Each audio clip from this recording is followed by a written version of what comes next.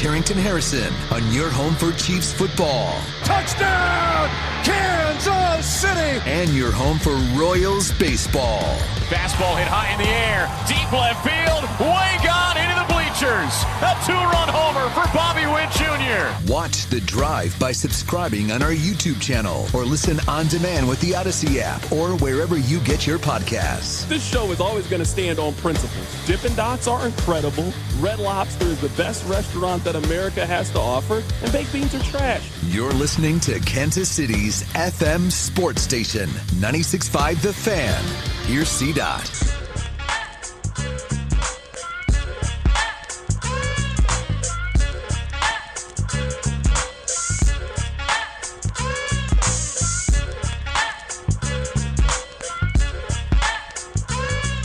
Let's do this. Another day, another dollar, another edition of The Drive. You are listening to The Drive on 96.5 The Fan, 96.5thefan.com, and also the Odyssey app. My name is Carrington Harrison. Excited to be here with you on this marvelous Monday, and boy, do we got a lot to get into.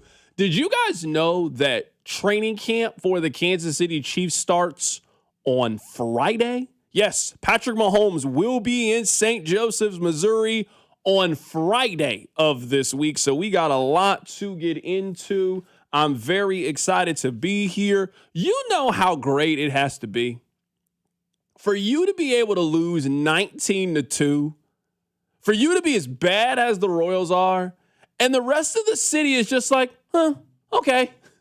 I mean, what a job. I mean, if I was that bad, Rob, if you were that bad, you at your job, text line 913-586-7965. If you turned in that level of work, you know what? You'd have to answer to somebody about it. You would have to talk to somebody about it. The Royals can lose 19-2 in Kansas City, in the crib. Not a peep. I mean, what a gig they got over there. I'm telling you, it's great work if you can get it. I'm happy to be here. Rob is here as well. We're taking you up until 5:30, where the Royals, I'm sure, have a 7-1 loss that they are loading up right now against the San Francisco Giants. Tomorrow is actually Dollar Hot Dog Day. Now, Rob, I'm planning on going to the game tomorrow. You know me, I got to sit in the shade. Come on now. You know what I'm not doing? I'm not baking for baseball. I'm here telling you that right now. Dollar hot dogs. I do plan on going out there. It's still nice to go out to Kauffman Stadium, and something tells me I have plenty of room. I might have a whole row to myself. I'm excited to be here with you guys. We got a lot to talk about in today's show. Carrington here, Rob here. Let's get to the particulars before we talk about yesterday's World Cup final. I need you guys to do me a couple of favors. Number one, I need you guys listening to the show each day at 2 o'clock. On 96.5 The Fan, 96.5thefan.com, and also the Odyssey app. Number two, Rob, the boss man, pulled me into the office and said he got the ratings back. Now, we did fairly well. We weren't number one, though, like in the whole city, like not just sports talk shows. I mean, that was accomplished a long time ago. I mean, we weren't number one overall. You guys didn't tell enough people. Rob, don't we ask something very simple? Can you just tell one person? Like, you guys go to the grocery store, right? When you walk inside to get a lighter, you can't tell the person at Quick Trip, hey, I just want to tell you, can you listen to The Drive? I don't ask for much. That's it. The show is free of charge to you. I just ask for 3 simple things. You can do any of those things. The last one is go stop by and see our friends over at the other place. You know, maybe you want to watch the Royals game later today. Stop in. You can watch them. Maybe you want to get a burger. Maybe you want to get a brew. They got a burger, a fry, a brew for $8.99. What a deal. Go in there. See our friends over at the other place. 5 locations around town. This is where I would like to begin today's show. I'm a little bit upset. I feel like I've been gaslit a little bit. So yesterday, I moved everything in my schedule to watch the World Cup final. I can't remember the last time I did that for a non-United States game. Oh, hey, Carrington, Sunday fun day. You want to come out? Are y'all watching soccer? No, man. Well, I can't go with you then. I'm watching soccer. I've been following this whole tournament. From the very beginning, from day one, I even placed a futures bet on Spain. I got to check in on my money. I got to watch the game. So I'm at home, I'm dialed in. I'm dialed in like it's an NFL game. I'm dialed in like it's college football. I'm dialed in like it's March Madness. I'm here to watch this. These are the two best teams in the tournament. This is the best team. This is the best player. Argentina's had this incredible story. This is going to be an exciting game. Little did I know is that I signed up to be waterboarded for 2 hours. That's what I signed up for. I signed up for psychological torture. To quote the urban poet, Jay-Z, you can't sell me BS. We know the prices.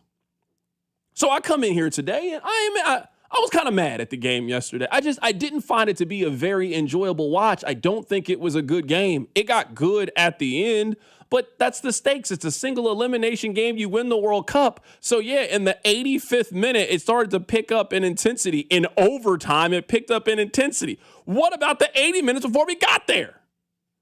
Eventually, Spain scored. And I was like, oh, at that point, I didn't even care. That was a bonus bet anyway. If I lose, I lose, whatever. Count it. If it ain't right, it ain't right. I come in here today, and I had a little attitude about the game. Honestly, I felt lied to. I felt betrayed. I felt like somebody told me to watch a movie, and then at the end, the ending was just so silly that they undid all of the work. It was like watching I Am Legend. Remember that movie? I Am Legend was a great movie, but I felt hoodwinked at the end of it. Wait, hold on. That's how this movie ends? That's stupid, is how I felt. So I'm sitting here and, over the years, myself, Rob, Scott Parks, and Sam Stevie from 98.1, we developed a very close friendship, us four, I'm happy Scott is back. Salute to him. So, I like to ask Scott questions. He the OG of the group. Hey, Scott, what did you think of the World Cup? Well, this is what he had to say. I actually thought, and I can understand why the average or casual fan thought yesterday's game was boring. I thought it was absolutely riveting from start to finish, and here's why.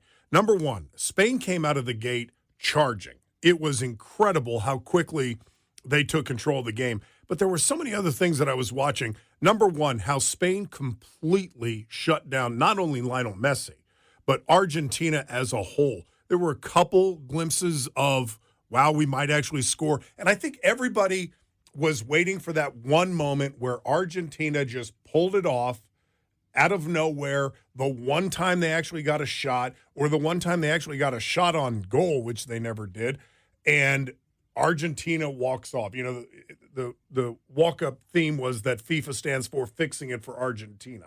And I think there is some credence to those conspiracy theories. But Spain came out with the perfect game plan. Now, where they screwed up is every single shot until I think the 8th or 9th on goal went straight to the goalie. A lot of people are giving credit to Argentina's goalie. All he did was stand in one place and catch the ball. That's very easy. But I think ultimately Spain was clearly the better team. And the fact that Lionel Messi didn't even touch the ball from the kickoff until the 15th minute tells you everything you need to know about Spain's defense. I want you guys to hear me, and I want you to hear me good. That game was miserable. For those of you that have small children, and they might have a tough time going to sleep, you don't got to turn on that sound machine. Just put on the first half of the World Cup final in 2026. Instantly, sleep. If you are tired and restless and you just can't sit still and you need to get a nap, you need to get a quick hour rest, just put on the 2026 World Cup final. You'll be out like a light instantly. If you got to explain the joke and how it's funny, then the joke really wasn't that funny. If you got to explain the lyric or the rap bar, then it wasn't nearly as clever as you thought it was. If you got to sell me on how that game was exciting, then it wasn't really that exciting. Now, I don't know much about this, but I can read. Rob, the expected goals for Argentina were 0.22. You can't even get a cart at Aldi's with 22 cents. You got to at least have a quarter in order to get you can't even get a shopping cart at Aldi's with the expected goals. They had the possession 35% of the time. How do you play soccer for 120 minutes and you don't get a shot on goal? Not a shot by mistake? not on accident. You did all that running up and down the field. All of it. You got Lionel Messi. You got Martinez. You got all of these guys. You won the last World Cup. You're in the World Cup final. They didn't get a single shot on goal. I'm looking at this. Big chances created, 0. Big chance missed, 0. Am I missing something? That game stunk. And for a tournament that has been so magnificent, that has been so marvelous, soccer people, I want you to know this. That World Cup final is why the rest of us don't watch this. That's why. That's right there. Oh, I wish you guys could get into soccer. Oh, hey, I'm going to tune into the World Cup final. This is the best, right? These are the 2 best teams in the world. This is why the rest of us don't watch. We got people, very smart people like Scott Parks, season ticket holder, loves World Cup soccer. He's telling me how this game is riveting. I'm sitting here telling you that was NyQuil is what I'm telling you. It was an Ambien is what it was. It was miserable is what it was. But you know what? None of that matters. The World Cup is over. We're not going to spend too much of your time past today talking about the World Cup. We appreciate you guys listening. Rob, the fact that the ratings actually were pretty well during all of this, hey, I feel encouraged. Maybe we're making the right decisions over the last couple of weeks, but I want to let you know. And I know I'm not looking at the text line. I'm sure you're just a casual. Yeah. You know when a boxing match is good. You know when the basketball game is good, when the football game is good. You don't got to be John Madden to know, man, this is a really good football game. That game, it wasn't it. And I'm just going into it for how much I had emotionally invested in this thing. I wanted a better ending. I wanted a better conclusion. I wanted an exciting game. I've never seen a team get beat down as much as Argentina and the score be 1-0. I'd have felt better if they just got beat 4-0. At least it would have been impressive on the other side. I hate to start the week off this way. I really do. There's so many other things to talk about. Training camp starts on Friday for the Kansas City Chiefs. They get going on Friday.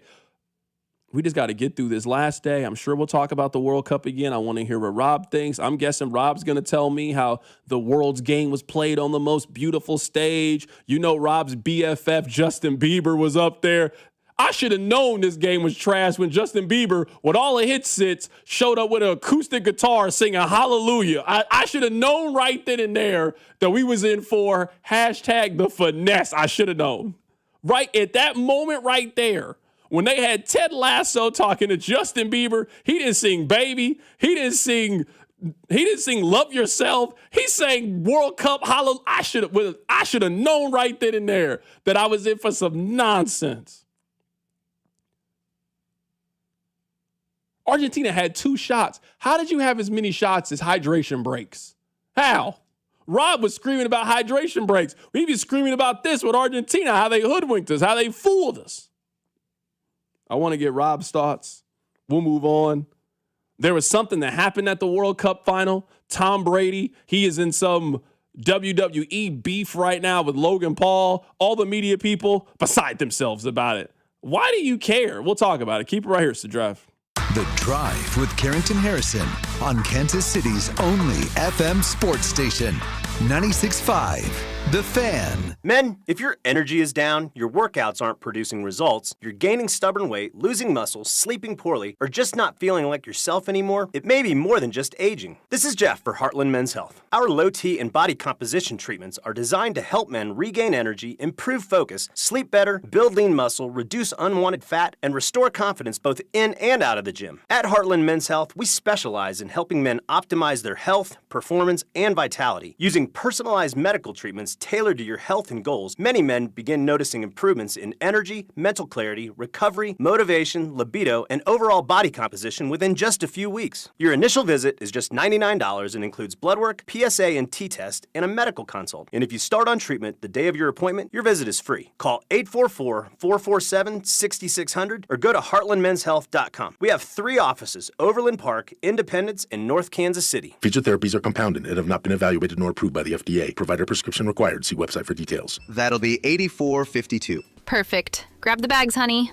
Mom, why do you always check your phone before we pay? I'm just claiming my cash back on the Upside app. Since we're getting the groceries here and we filled up the car on the way, I've already earned enough this morning to pay for that pizza night we're having Friday. Wait, so the app pays for pizza? Not exactly, but the cash I earn on stuff we need helps us pay for the stuff we want. It's just a little win for our family every week.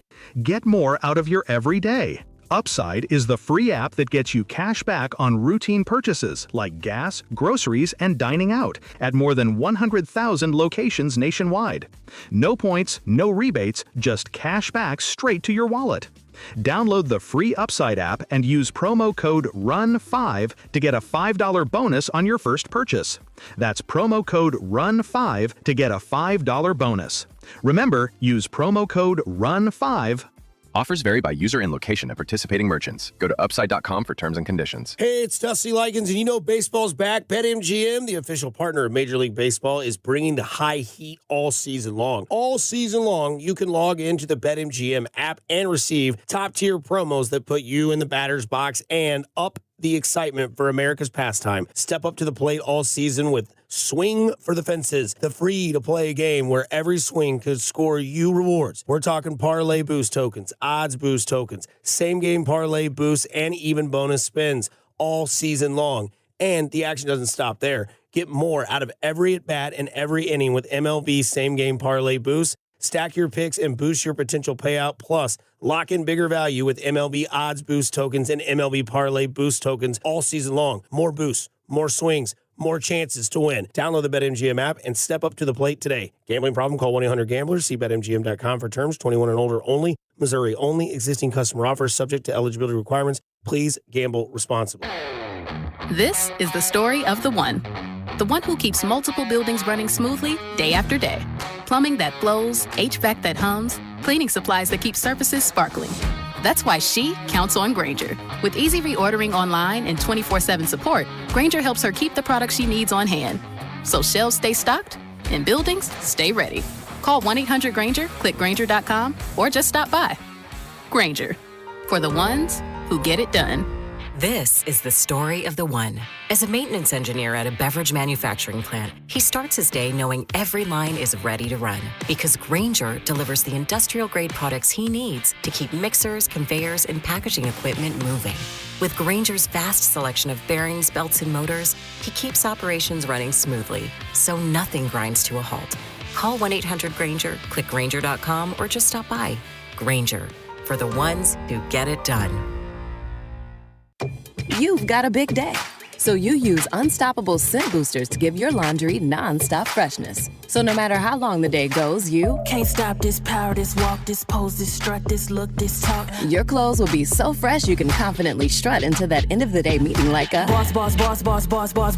Let's talk business in my office. Add new Unstoppable beads to your wash for 24-hour non-stop freshness, so you can smell unstoppable.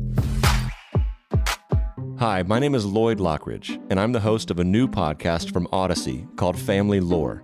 In this podcast, I'm going to have people on to tell unusual and sometimes far-fetched stories about their families. I've heard my whole life that she invented the margarita. And then we're going to investigate those stories and find out how much of it is true. He gets a patent 1 month before the Wright brothers. Oh my God.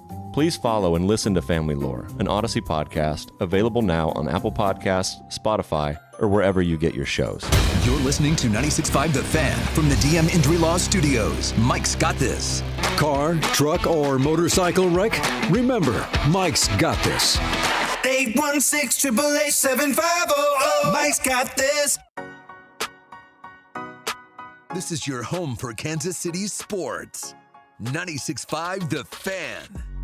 All right, there's a couple of texts that I want to read before we move on.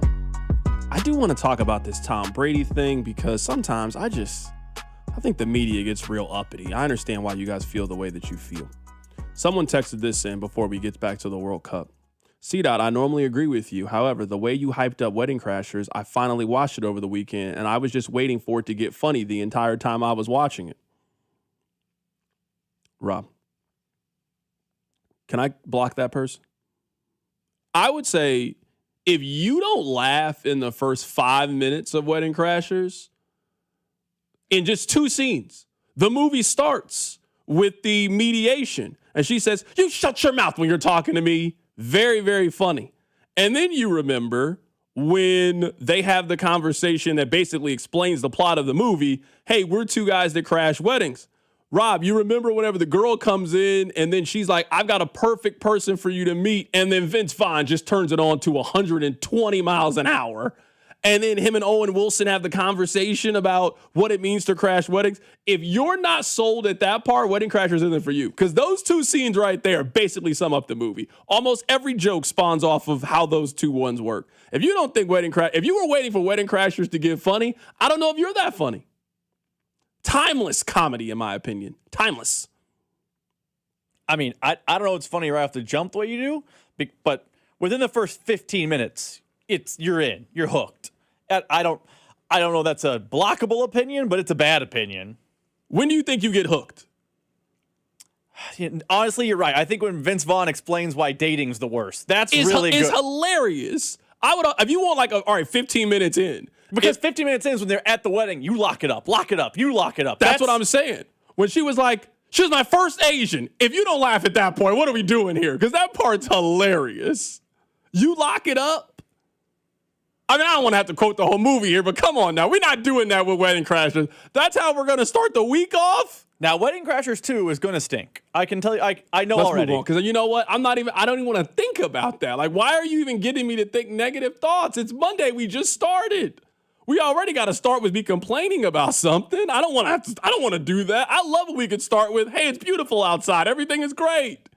But when the World Cup final is a snooze fest, the Royals got beat 19-2. What can I do? Someone on the text line sent this in. Text line 913-586-7965. C-Dot, don't you think that the World Cup final was the equivalent of a defensive matchup in football? That was like watching the Patriots and Rams Super Bowl in 2019, a superior team that was struggling to put away with the lesser team. I would never, under any circumstances, tell anybody to watch the Super Bowl from 2019 between the Patriots and Rams. We watched that game in real time. We were not like, oh, man, this is a great defensive matchup. It was, this is awful. That's the worst Super Bowl of my lifetime. It really is. Give me one that's worse than that. I'm not one that you're not emotionally invested in. Like, I could see I don't know. Eagles-Chiefs was pretty bad. Yeah, but at least in that one, and I'm not here like, it wasn't a fun game to watch. I understand. But at least, Chiefs also bad. I agree. But I'm saying is, even in the Eagles-Chiefs, it was I can't believe a team is doing this to Kansas City. I didn't think it was possible to beat the Chiefs like that. I'm not surprised the Eagles won the Super Bowl. Very, very good team. I'm surprised that the Eagles TKO'd the Chiefs, and just how they were doing it was impressive. There's only one thing I remember from that Patriots and Rams. Gronk had a big catch. I don't remember anything about that game. Nothing. Not a single thing. Not a single moment from that game do you remember. Rob, who did the halftime of the game? You remember who did the halftime? I have no idea, actually. There's nothing about that game you remember. There's nothing about that game that you talk about. The Rams wore cool jerseys. Yeah, that was it. Stands out. I'm telling you, there's nothing about that you remember. I'm serious. There's not a single thing. I'm looking it up. Who did the halftime? Maroon 5, Travis Scott, and Big Boy. Everything about that is unforgettable. Everything unmemorable. It's a waste of time. I don't mind a defensive matchup. Every game doesn't need to be Chiefs and Rams. Every game also doesn't need to be a 1-0, both teams are pitching near perfect games, no hitter. Like, there is drama in that. I don't know if you can play worse than Argentina played yesterday. They didn't get a shot on goal. They took 2 shots over 2 hours of playing soccer.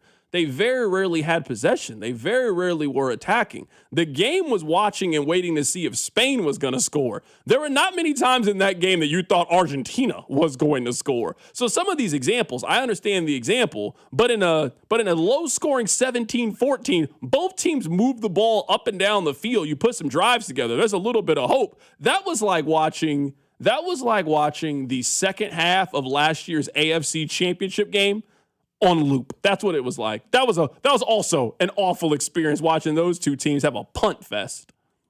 The analogy I made, listen, I don't think the game was good, but I like soccer, so they were enjoyable. I found more enjoyment in the match probably than you did, but I like soccer more than you do. I compare it to I think it was 2023, maybe in 2024. Text line will know if I have it wrong. Remember when San Diego State played UConn in the national championship game in basketball a couple years ago? That FAU team that beat K-State in the Elite Eight, they lost to San Diego State, and UConn blitzed them by like 18 or 19 points. That was the World Cup final yesterday. One team is just historically good. They are just thrashing everyone in their path, and this is the last boss, and you get to watch one team achieve greatness, albeit you never really thought, oh, this game's in peril. One team's just superior, and I found enjoyment in watching a truly great team dominate a tournament. Yeah, someone on the text line says Maroon 5 was the halftime show. Yes, Maroon 5. Maroon 5, Travis Scott, and Big Boy. That was the Super Bowl halftime show. It was bad. Let me tell you. It was bad.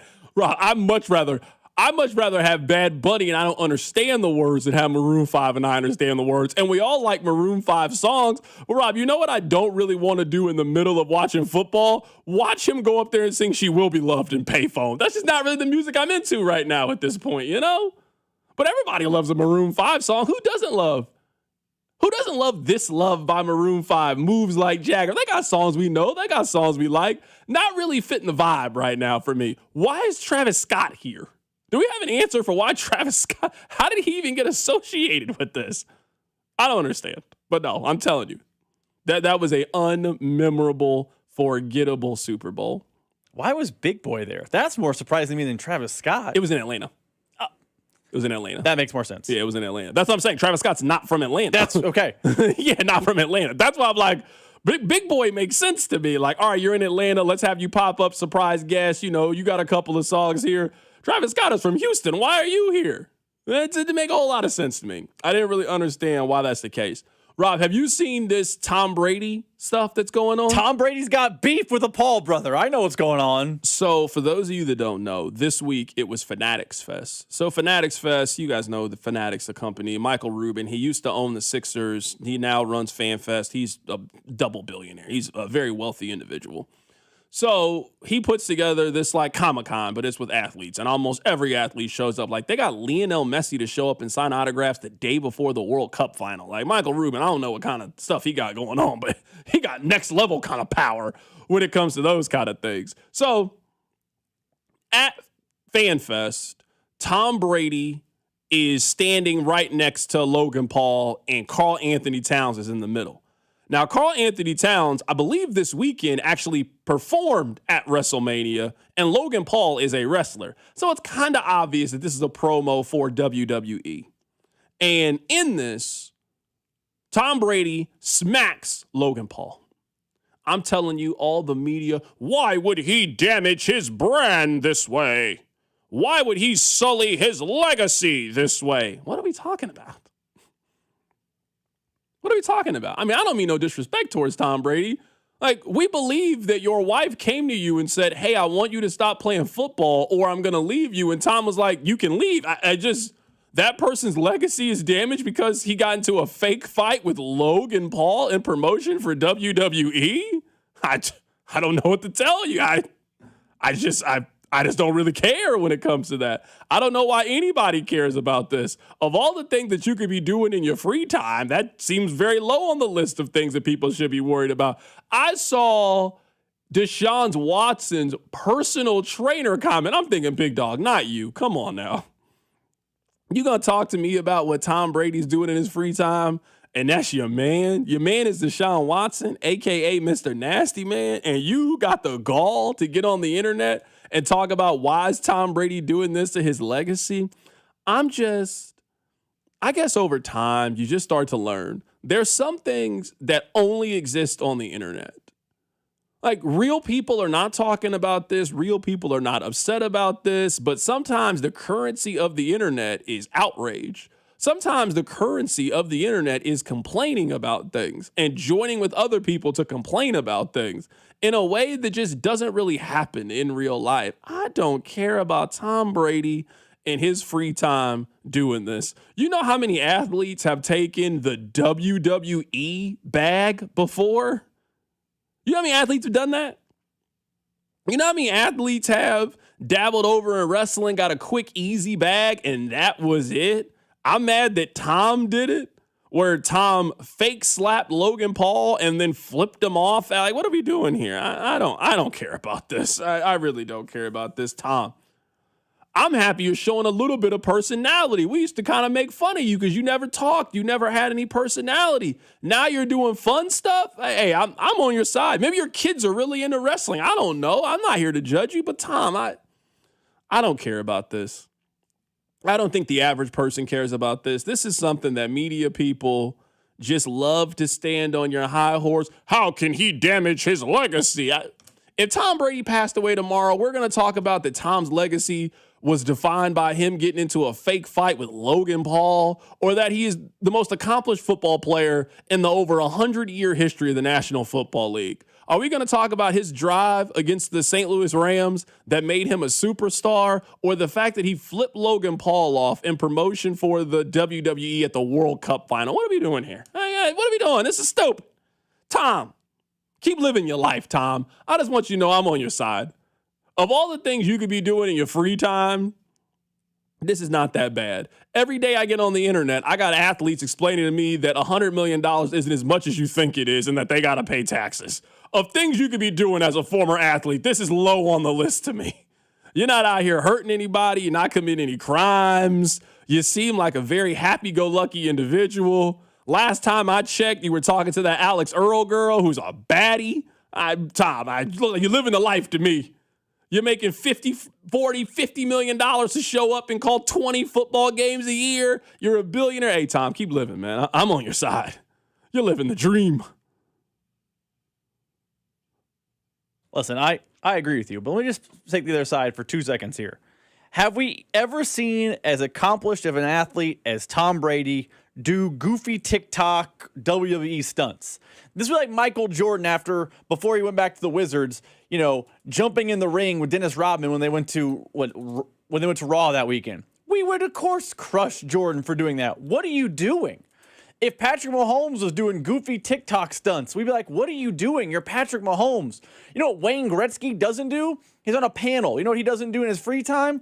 Weirdo stuff for Vine. That, I think, because it's new, people are confused as to why someone with that stature is doing something like that. It also doesn't help that the Paul brothers' reputation is bad. I agree. 100% earned, by the way, by the Paul brothers, their bad reputation. So Tom Brady's doing goofy TikTok stuff with a person we already have a vibe for. It feels like Tom is sullying himself for the clicks and the views. I understand what you're saying, but I guess as we get older, I think we have to come to the realization that none of our heroes are as perfect as we want them to be. We think Michael Jordan is a gambling addict and a drunk. Like, that's the running joke on the internet about Michael Jordan. Like, he has to know at this point. And I don't think Mike cares. I'm worth $7 billion. I don't care what the internet says about me. I love Tiger Woods. Tiger Woods is a known sex addict who has a problem. So what's worse of, quote, sullying your reputation? Is it participating in the WWE or cheating on your wife and mother of your kids with a waitress at Perkins? I just feel like it's all relative here. We just our heroes are not perfect. They're people. So what Tom's, quote, controversies seem very low on the scale of things. He got a divorce. He participated in the WWE event. He might have deflated some footballs. His problematic seems very low to me on the scale. Very low. So that's what I'm saying. Tom, I don't care. I wouldn't mind if Tom showed up at WrestleMania. Him and The Rock do a little tag team. Great. In terms of scandals, there's way worse things you could be doing in your free time than this one. So, Tom, hey, have a little bit of fun. And in a couple of weeks, we'll catch back up with you when we get ready for preseason football. And then I would say, let's put this away. Let's focus on our job. And then in your free time, go do what you want in your free time. Have a great time. So let me ask you this question.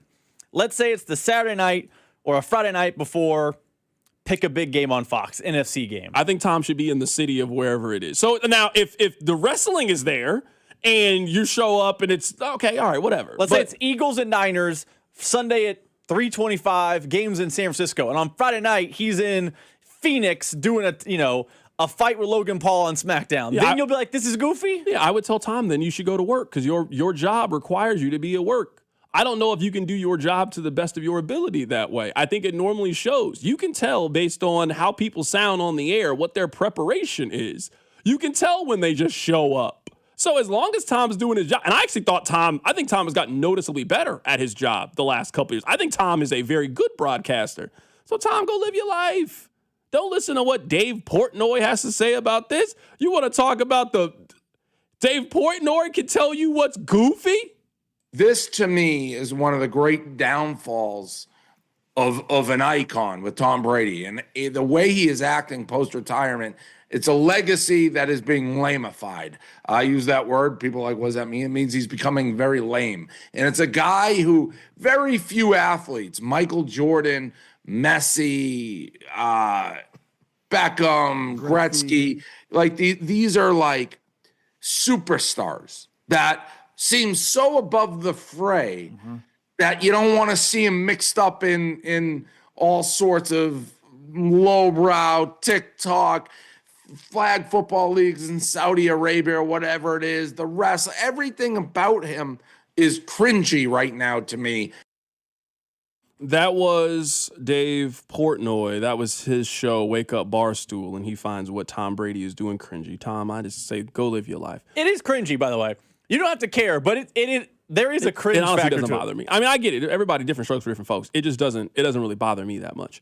I want to read this text message. Somebody said, Carrington, I hope you saw that over the weekend, Caitlin Clark played well. Good.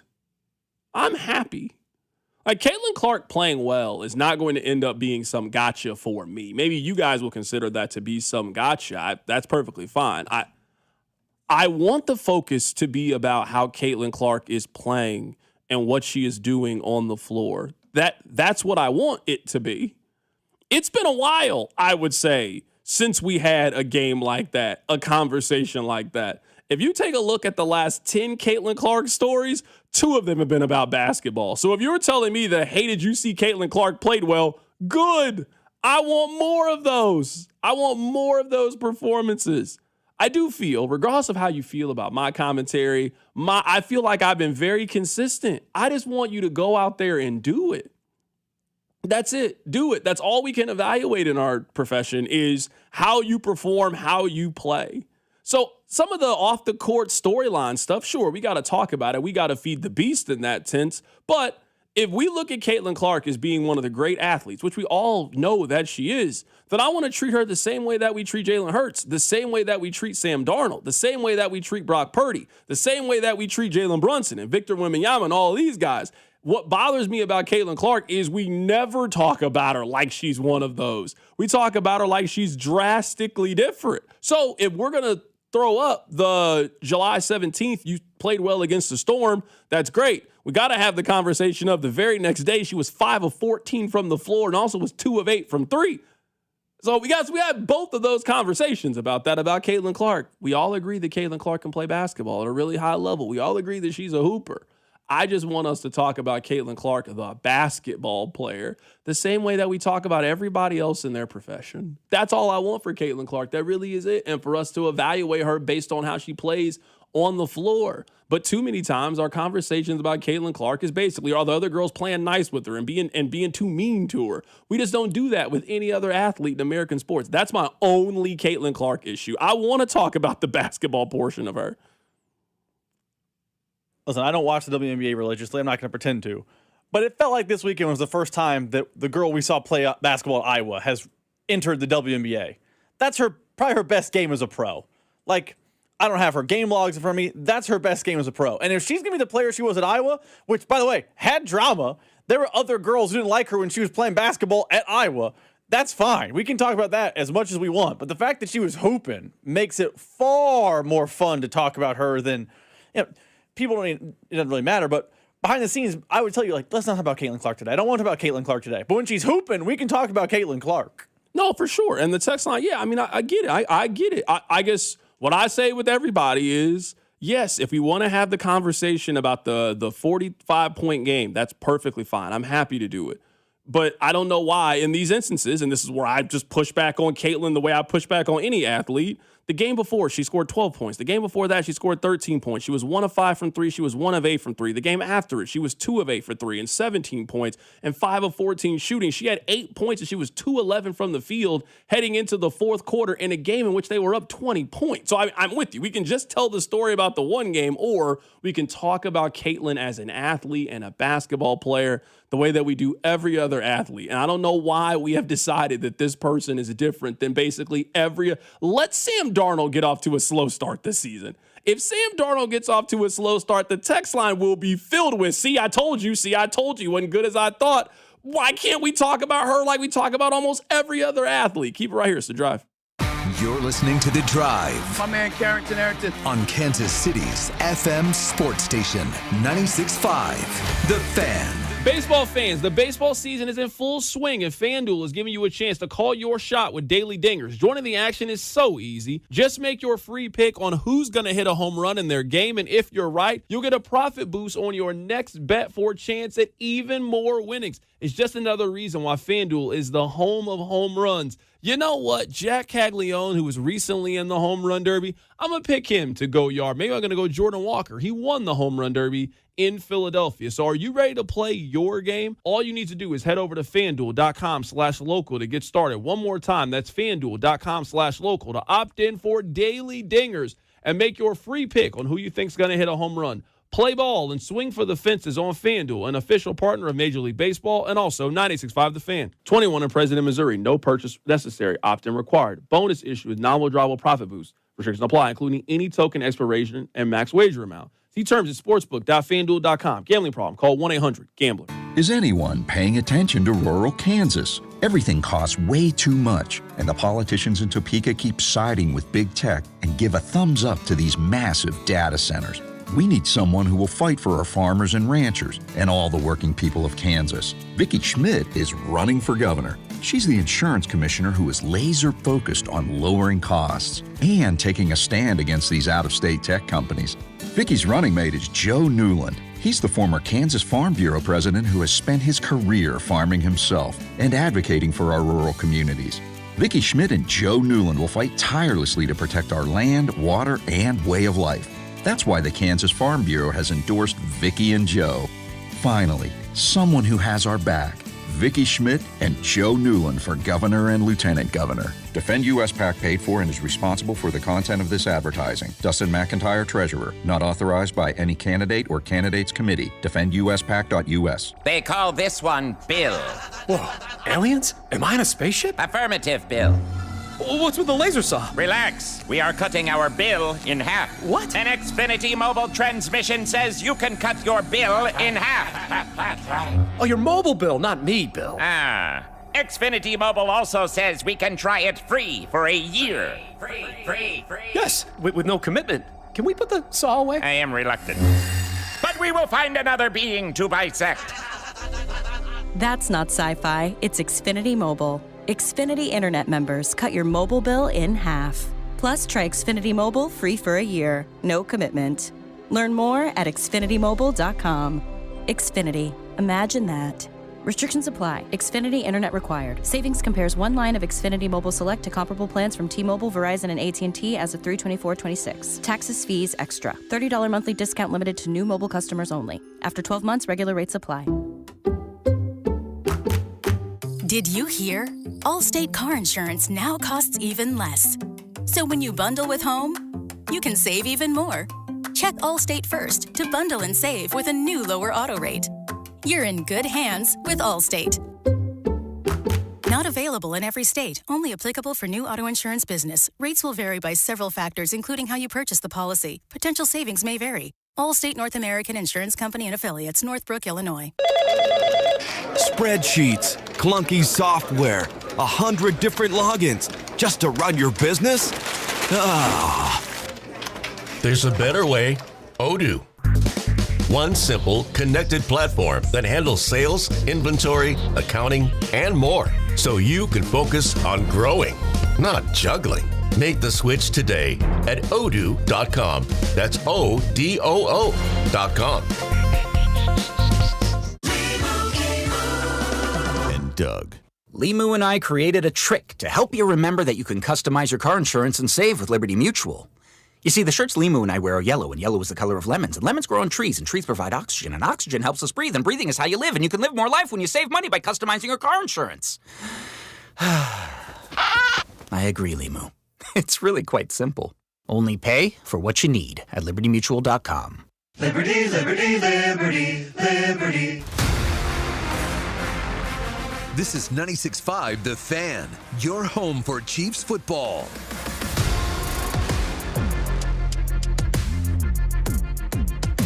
Text line 913-586-7965. Someone on the text line sent this.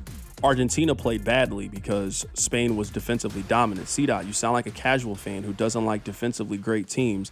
You think that makes it a bad game. I then replied to the man, hey, if you found that game yesterday fun, more power to you. He replied and says, no, you're using the term fun, not me. It was an impressive performance by Spain. It was tense. It was a struggle. I didn't say it was a fun game. That's just the language a casual fan would use. That's my point. I don't have any problem being a soccer casual, and maybe I'm different than you. One of the main things that I love about sports is that it's fun. That's one of its most endearing qualities to me, is that it's fun, that it's enjoyable. I love the back and forth. I love the artistry of it. I just didn't see a whole lot of that yesterday in that game. That game was not an enjoyable watch. Maybe it is if you really, really love soccer. If you're the diehard of the diehard, then great. But the analogy I made earlier, sometimes you just know. Like, if you got to explain why this painting is so magnificent, maybe it's just not as amazing as you think. Like, we've all seen paintings before. Like, we've seen the Sistine Chapel, and you didn't really have to explain to me how impressive that was. I've seen it. That's incredible. Some cars you look at, man, that's a really cool car. You don't need somebody to explain to you what makes this car cool. It's something that you know. It's something that you feel. You know when somebody's a great singer or when that steak is well prepared. If you got to explain to me how great that soccer game was yesterday and you got to break it down like that, it wasn't that great. I'm sorry, it wasn't. It wasn't that great. It was not fun. It was not enjoyable. It was nothing memorable happened. It's not anything that we're going to talk about again. That was a boring sporting event to watch for, I would say, a large portion of us. And if you're the diehard soccer fan and you found it great, yeah, great. I'm with you. I'm with you. But usually the people that we love, they're normally fun. Mike Tyson was not the most skilled fighter that you've ever seen. You want to know why you watched him? Man, he was fun, and he was knocking people out. You've seen way more technical fighters than him, but you know what? You're not interested in them. You want the guy that just goes in there 1 minute in, bow, knocks that guy on his ass, and that's the end of the fight.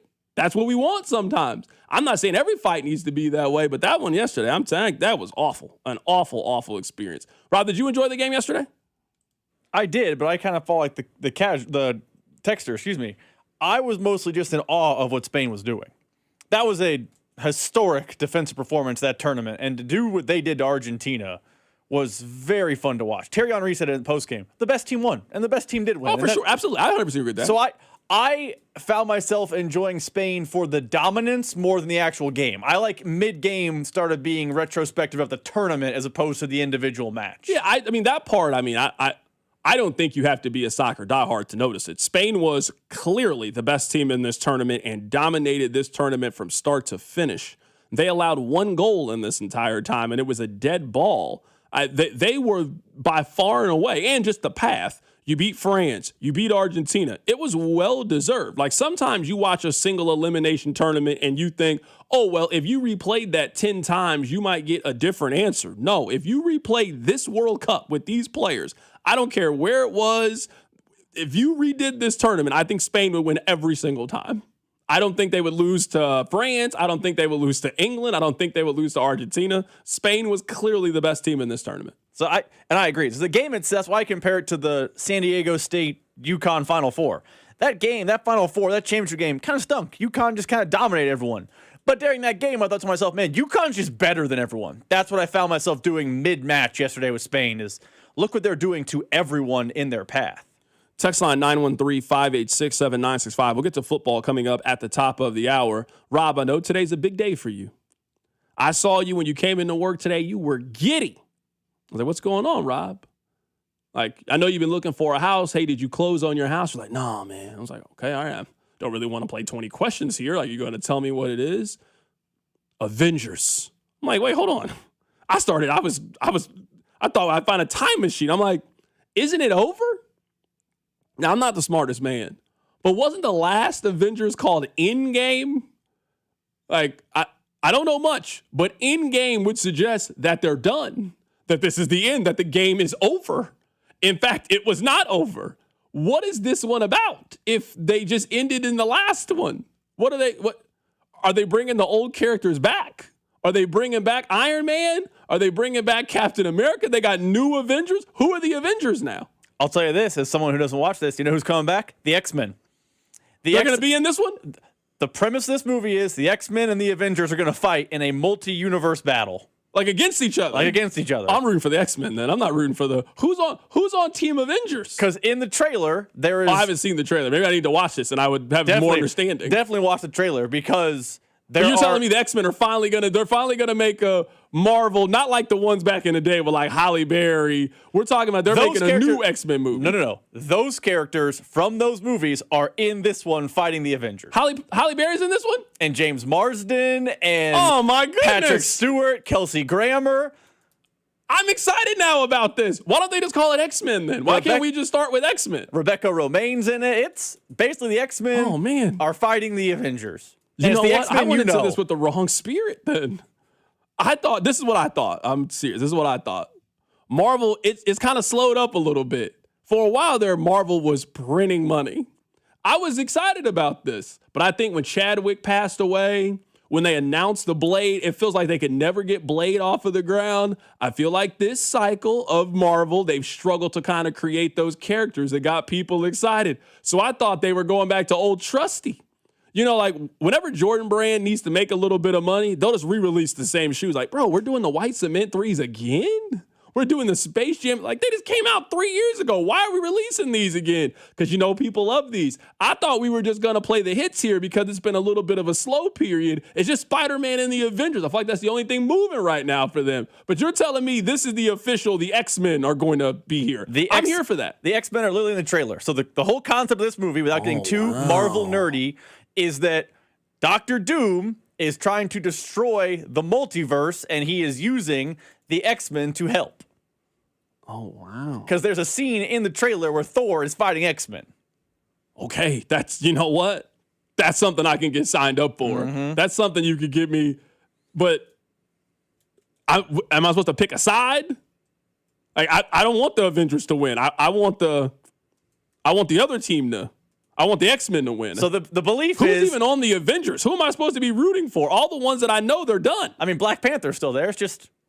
Who? He's dead. His sister. The sister. Oh, yeah. Okay. The sister's now fighting. So basically, Dr. Doom is the big villain. He's orchestrating this whole thing that's leading, in the trailer, we believe, the X-Men to fight the Avengers. Okay. And I'm just gonna guess. At some point, they're going to team up. That's a good guess. And they're going to team up because they have to. They're going to realize, hey, why are we fighting each other? We need to defeat you. Yes. We got to work together to defeat you. Did they ever beat Thanos? I didn't see. I watched the first. Okay, that came out like literally 10 years ago. Okay, I don't know. They did defeat Obviously, Thanos. They didn't defeat Thanos. Half of the main characters died. Okay, that was Infinity War, and then they returned in Endgame and so they won. Didn't really die. So they could come back again. So like Iron Man could be in this one. Captain America could be in this one. Captain America is in it, but Iron Man is dead. How do we know? We know because Robert Downey Jr. is playing Dr. Doom. Oh wow! Hold on. Is that who? So who was Jonathan Majors? Was he supposed to be in this? Yes, he was supposed. The person that Dr. Doom is was supposed to be Jonathan Majors. But yeah, wow, what a bag fumble by him. Goodness gracious. Whatever happened with Blade, I was really excited about Blade. That was the one Marvel movie that was going to get me really excited. That had production issues. Okay. Somebody said this just sounds like Captain America Civil War with different characters. It does sound like that. What you just described to me sounds like Captain America Civil War. I mean, to be fair, that's kind of how every superhero comic book works. They're all kind of the same. Okay, no, I did see Captain America Civil War, and I did actually enjoy it. I did find that one to be very, very fun. Are you going to see Spider-Man? I will be seeing Spider-Man. Okay. I'm excited for Spider-Man. This is the third one they made with Tom Holland, right? Fourth. Okay, no. Homecoming, No Way Home, And the more they're in Europe, yeah, this is the fourth one. Okay, no, I did not know that. Shout out to Zendaya. She working. And Tom Holland. Tom Holland's in the Odyssey too, right? Mm-hmm. Yeah, so both of them. You'd love the Odyssey, but you got to wait till it gets at home. They got to make it a TV show where I can just watch 1 hour and I can watch the second hour. If they release the Odyssey as a TV show, yeah, I'd probably get into it. I'd probably watch it. All right, coming up on the other side, let's talk a little bit of football. We'll get you ready for the Chiefs start training camp on Friday. Keep it right here, so drive. Your home for all things Chiefs football and Royals baseball. I'm a professional complainer. Is The Drive with Carrington Harrison on 96.5 The Fan. This afternoon, expect sunny skies with a high of 98. Weather brought to you by Capital One. Capital One offers no fees or minimums on checking accounts. What's in your wallet? Terms apply. See CapitalOne.com/bank guide. Capital One NA, member FDIC. This summer, there are 250 reasons to join T-Mobile. Girls trip? Booked. And switching to T-Mobile helped make it happen. With Experience Beyond, switch and get $100 back. Plus, $650 in value in built-in plan benefits. That's $750 in your first year, guaranteed. And honestly, that $100 back, I'm putting it towards the zip line. Now that's how you do summer. Exactly. Best switch I ever made. This is just one reason to join T-Mobile this summer. There are 250 reasons. Find yours.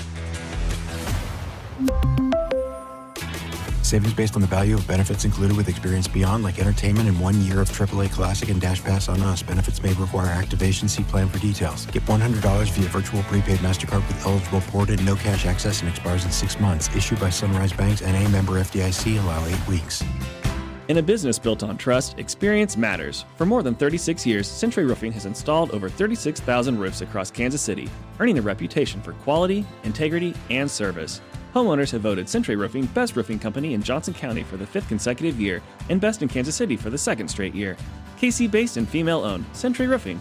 Visit CenturyRoofingKC.com. Trust the pillars of strength. Century Roofing.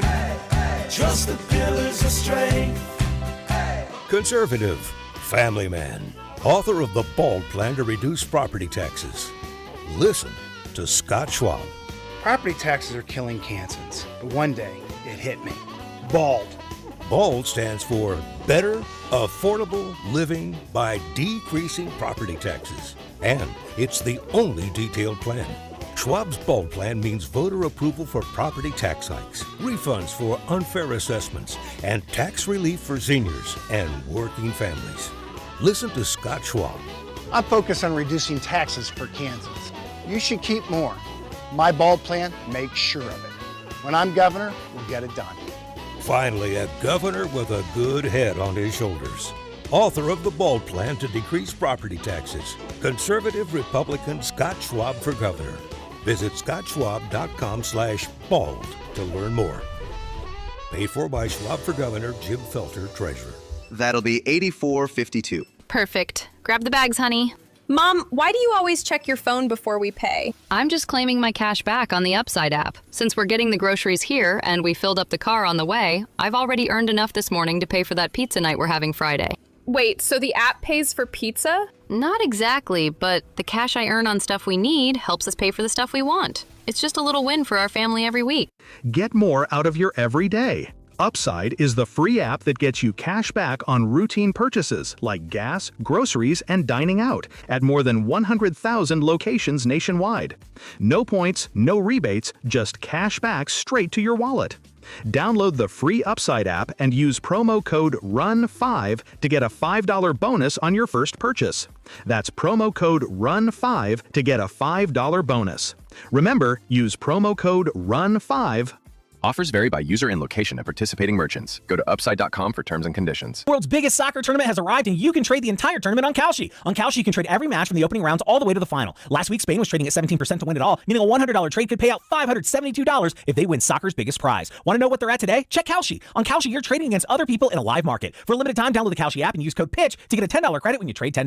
Kalshi, Kalshi, trade on anything. 18 plus only, must be present in state where it is legal to trade. Event contract trading involves risk and may not be suitable for all investors. Prices, value, and available markets may differ from those mentioned. $10 free credit with no expiration. Restrictions and eligibility requirements apply. For more information, see Kalshi.com/regulatory. Yo, it's Jay Uso from WWE, and I'm Jimmy Uso. Chumba Casino and WWE are hyped for the biggest event of the summer, SummerSlam. I know, I can't wait. There's nothing better to do while we're waiting than playing Chumba Casino. Sign up today and you could win a VIP experience with Chumba Casino and WWE for SummerSlam. So what are you waiting for? Play Chumba Casino and enter for your chance to win. Let's Chumba. Yeah. Sponsored by VGW Group. No purchase necessary. See terms at ChumbaCasino.com. Must be over 21 and present in a state where it's legal to play.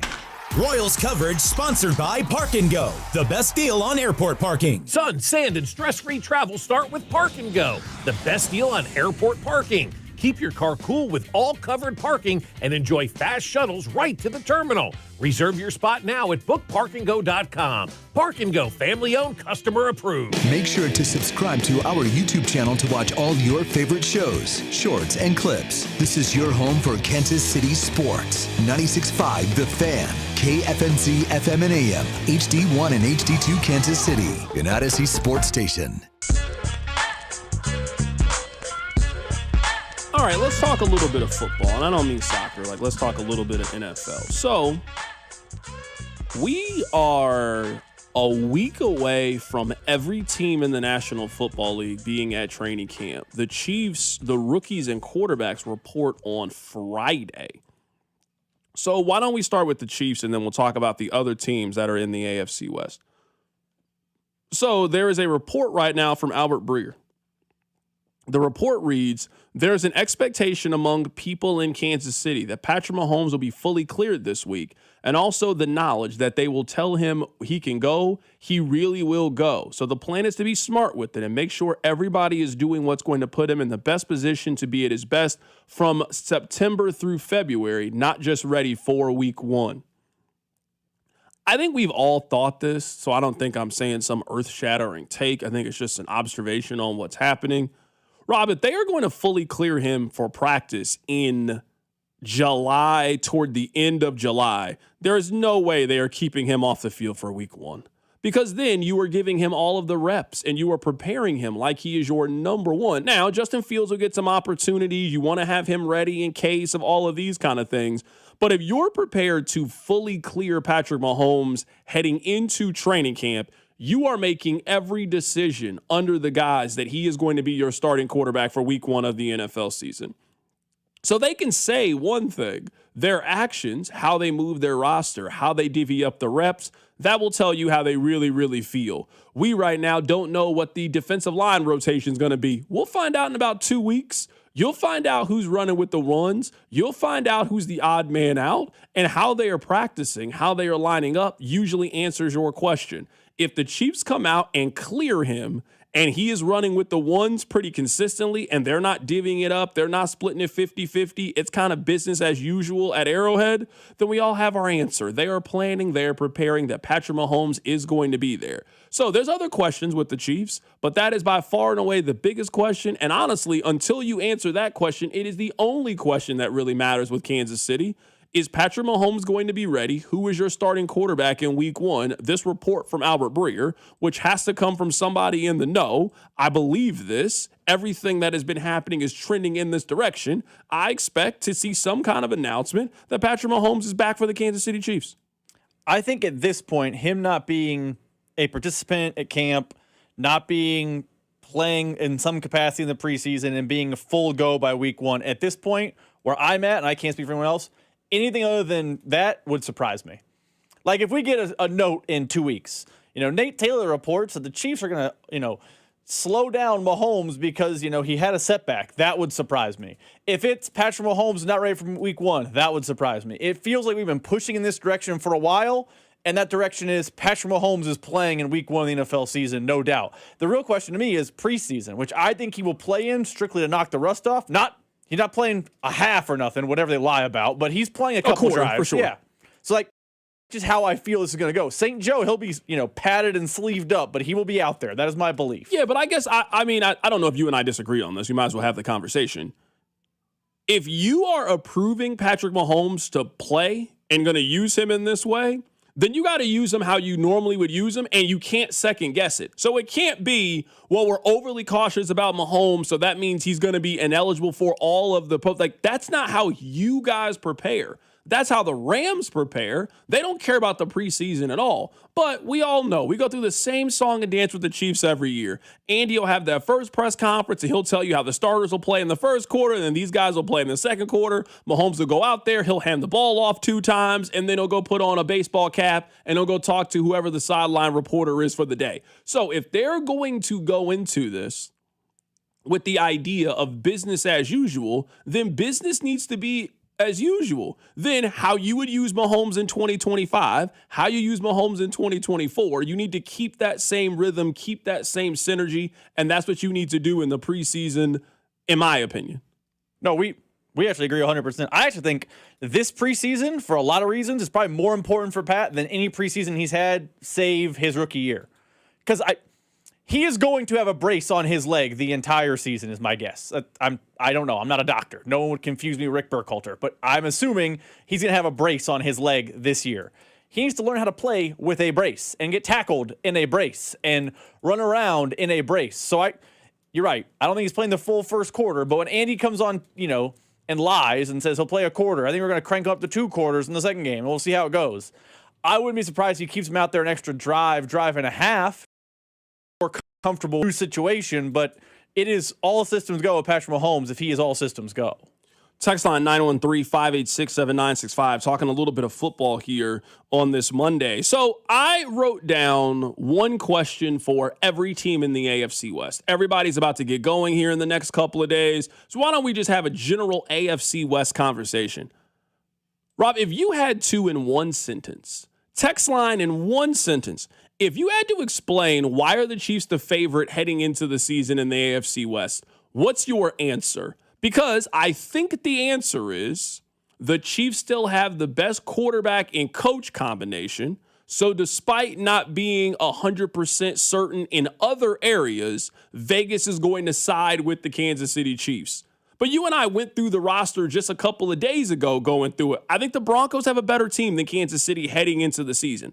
That doesn't mean they'll have a better record at the end of the season, but in my opinion, if you were putting the Broncos roster up against the Chiefs roster, I think you will struggle to come to the conclusion that Kansas City from top to bottom is a better and more complete team than the Broncos. But then I feel like I'm missing something because the Chiefs are the favorite in the AFC West, the Chargers are second in the AFC West, and the Broncos are at third in the AFC West. So it makes me wonder, am I seeing this thing incorrectly? Rob, if you had to explain it, why do you think the Chiefs are still considered to be the favorite in the division? Pedigree. I think that is why Vegas sees them the way they do. The Chiefs, before last year's disaster season, had played in 3 consecutive Super Bowls, won 2 of them. The quarterback will be back on the field. The coach will be back at the helm. They still have their first team. They made the greatest tight end of all time. They improved the run game. That team got some bad luck last year. Champions eventually find a way to win games, so on and so forth. I think the answer is pedigree. They have done it before. We believe they will bounce back and do it again. That's how, if someone asked me, why does Vegas have the way pedigree is my answer. Yeah, and someone just said, C-Dot, because we're the best team, it's not that hard. I don't really know how you can feel that way with the incredible uncertainty that they have on defense. I don't know if anybody can tell you how their defense is going to be. I don't really know how you could do that. Their secondary is completely different than it was last year. Their defensive line is radically different from last year. They've got a decent linebacker group. Bolton's a very good player. You brought back Drew Tranquil, but I think most Chiefs fans acknowledge it's going to take them a little bit of time to kind of find their rhythm defensively and get going. I do not feel like the Chiefs are the best team in the division heading into it. They're certainly not the best team in the AFC, I would say, at this point. Again, you can earn that over the course of the season, but I was surprised that, they're basically even money to win the division. The confidence for the Chiefs is still very, very high, I would say, in Vegas on how they are projected to do. Now, it could be one of those things like the casino really isn't giving you any deals on Kansas City. Why would you offer Kansas City at 2-1, 3-1? Everybody jumps on the Chiefs, and then you put yourself at some liability at the end of this thing. But just in a division that we think is going to be so tough, in a division that we think is going to be so competitive, I was surprised to see that they are pretty clearly the favorite heading into the division. I was not surprised to see them the favorite. That's just gambling signs to me. I'm more surprised by, I know you have 3 other questions, AFC West. Oh, you're fine. We can just have this conversation. I'm perfectly fine because I'm looking at the text line. C-Dot, the Chiefs are still the Chiefs. The rest of the division hasn't improved enough to say they're definitively ready to take over Kansas City. They just took over Kansas City last year. It's not like the Chiefs won 11 games last year and were a playoff team and were knocking on the door last year. They won 6 games last season. The Broncos won double the amount of games that the Chiefs won last year. I just don't know how you can come to the conclusion. Like, I just don't understand how you can come to the conclusion based on what we've seen over the last 18 months that the Chiefs are better than the Denver Broncos and what it's based on. If you're telling me it's based on they got Mahomes and you don't have Mahomes, we got Reed and you don't have Reed, that's perfectly fine. I would understand that. But based on how they've played, I don't know how you can come to that conclusion. We talked about this on, I think it was Friday or Thursday last week. I don't feel like the Chiefs are still the Chiefs. I feel like they have taken a half step back, and the AFC West has totally caught up to them. Vegas disagrees. The text line disagrees. It feels like the general sentiment around the Chiefs, now that Mahomes is believed to be back and ready to go, because that was the major national talking point, is that the Chiefs had no run game, and now they got Kenneth Walker. Watch out, they got their swagger back. That's what I believe the national perception of the Chiefs is. I don't know why I feel that way, but I understand why that is a common sentiment around the team. Yeah, text line 913-586-7965. C-Dot, last year was a one-off, dude. It was a fluke. Perfectly fine. I guess my point is, shouldn't the Chiefs have to prove it to us? I mean, since the Chiefs got blown out in the Super Bowl against Philadelphia, you have to feel different about them since then. Like, there used to be this aura, this like air of invincibility about the Chiefs, and I understood it. They were clearly better than everybody else. You got knocked down a pedestal a little bit. So I just want to see the Chiefs fight and get it back because the Eagles took it from them. Like, whatever aura that you had about the Chiefs and them being inevitable, that did not exist last season. The Broncos beat up on the Chiefs last year, and the Chargers were just better than them last season. I also thought the Chargers kind of pushed the Chiefs around for the most part, too. Now, the Chiefs are coming in completely different. This is a radically different team. They've improved the run game. They made some changes on the defense. I get all of that. I got to see this version of the Chiefs. I know what the Chiefs in the past have done. I got to see this version of the Kansas City Chiefs because a lot of things that I didn't think were possible, they've just happened over the last year. I didn't think a team could beat Kansas City the way that Philadelphia beat them. Can you imagine if I had told you this time a year ago that Kansas City was going to have a top 10 pick? You guys would have been screaming at me from the mountaintops about being a hot take artist. They won 6 games last year. All I'm saying is they got to prove it to me back on the football field. You don't just get it because you used to be that team. No, you got to show you're still that team. Yeah, me and the text line just disagree. Me and you are more similar on this than we thought. I just disagree with the text line. I don't believe last year was a fluke. I believe the Chiefs were bad last year and got caught. I think it's a fluke in terms of them winning 6 games. I don't know if it's a fluke where this year they could win 10 games, they could be a wild card team, but that's not enough to still win their division. That's how I feel about it. I'm saying that, like, if you're saying a fluke of them, like, they're not one of the 10 worst teams in the National Football League, but the Chiefs under Patrick Mahomes have always been legitimate, no question, tier 1 Super Bowl contending teams. I think they are a Super Bowl contending team. For the first time in a long time, I don't know if they're a Super Bowl contending team. And that's a radical difference from how we talked about the Chiefs basically for the last 7 years. We have gone into it knowing they could win the Super Bowl. I don't know if this team can win the Super Bowl this year. They are 1 or 2 injuries away on their defense from them, in my opinion, being in a very, very serious situation. I guess that you are correct. And the fact that if you want to say last year's a fluke and the fact they're not really a 6-win team, you're right. I agree that's a fluke. But I think me and you feel last year's team wasn't like some 14-win, 14-3 behemoth that got bad luck. I think they were like a 9-8, 8-9 type of team last year that just had some bad luck on top of that. I think this year they're like an 11-6, 10-7 type of team. There was some good luck, may wins 12, but I do not believe they are the cream of the crop in the AFC or the AFC West going into 2026. Yeah, text lines. A couple of these questions are really good questions, and we can keep this conversation going. See, now on paper, I think the Chiefs are better. Can you tell me what ways Denver got better? I think Denver added the best receiver in the division. over the last 6 months. I'd rather have Jalen Waddle than have any other receiver in the league.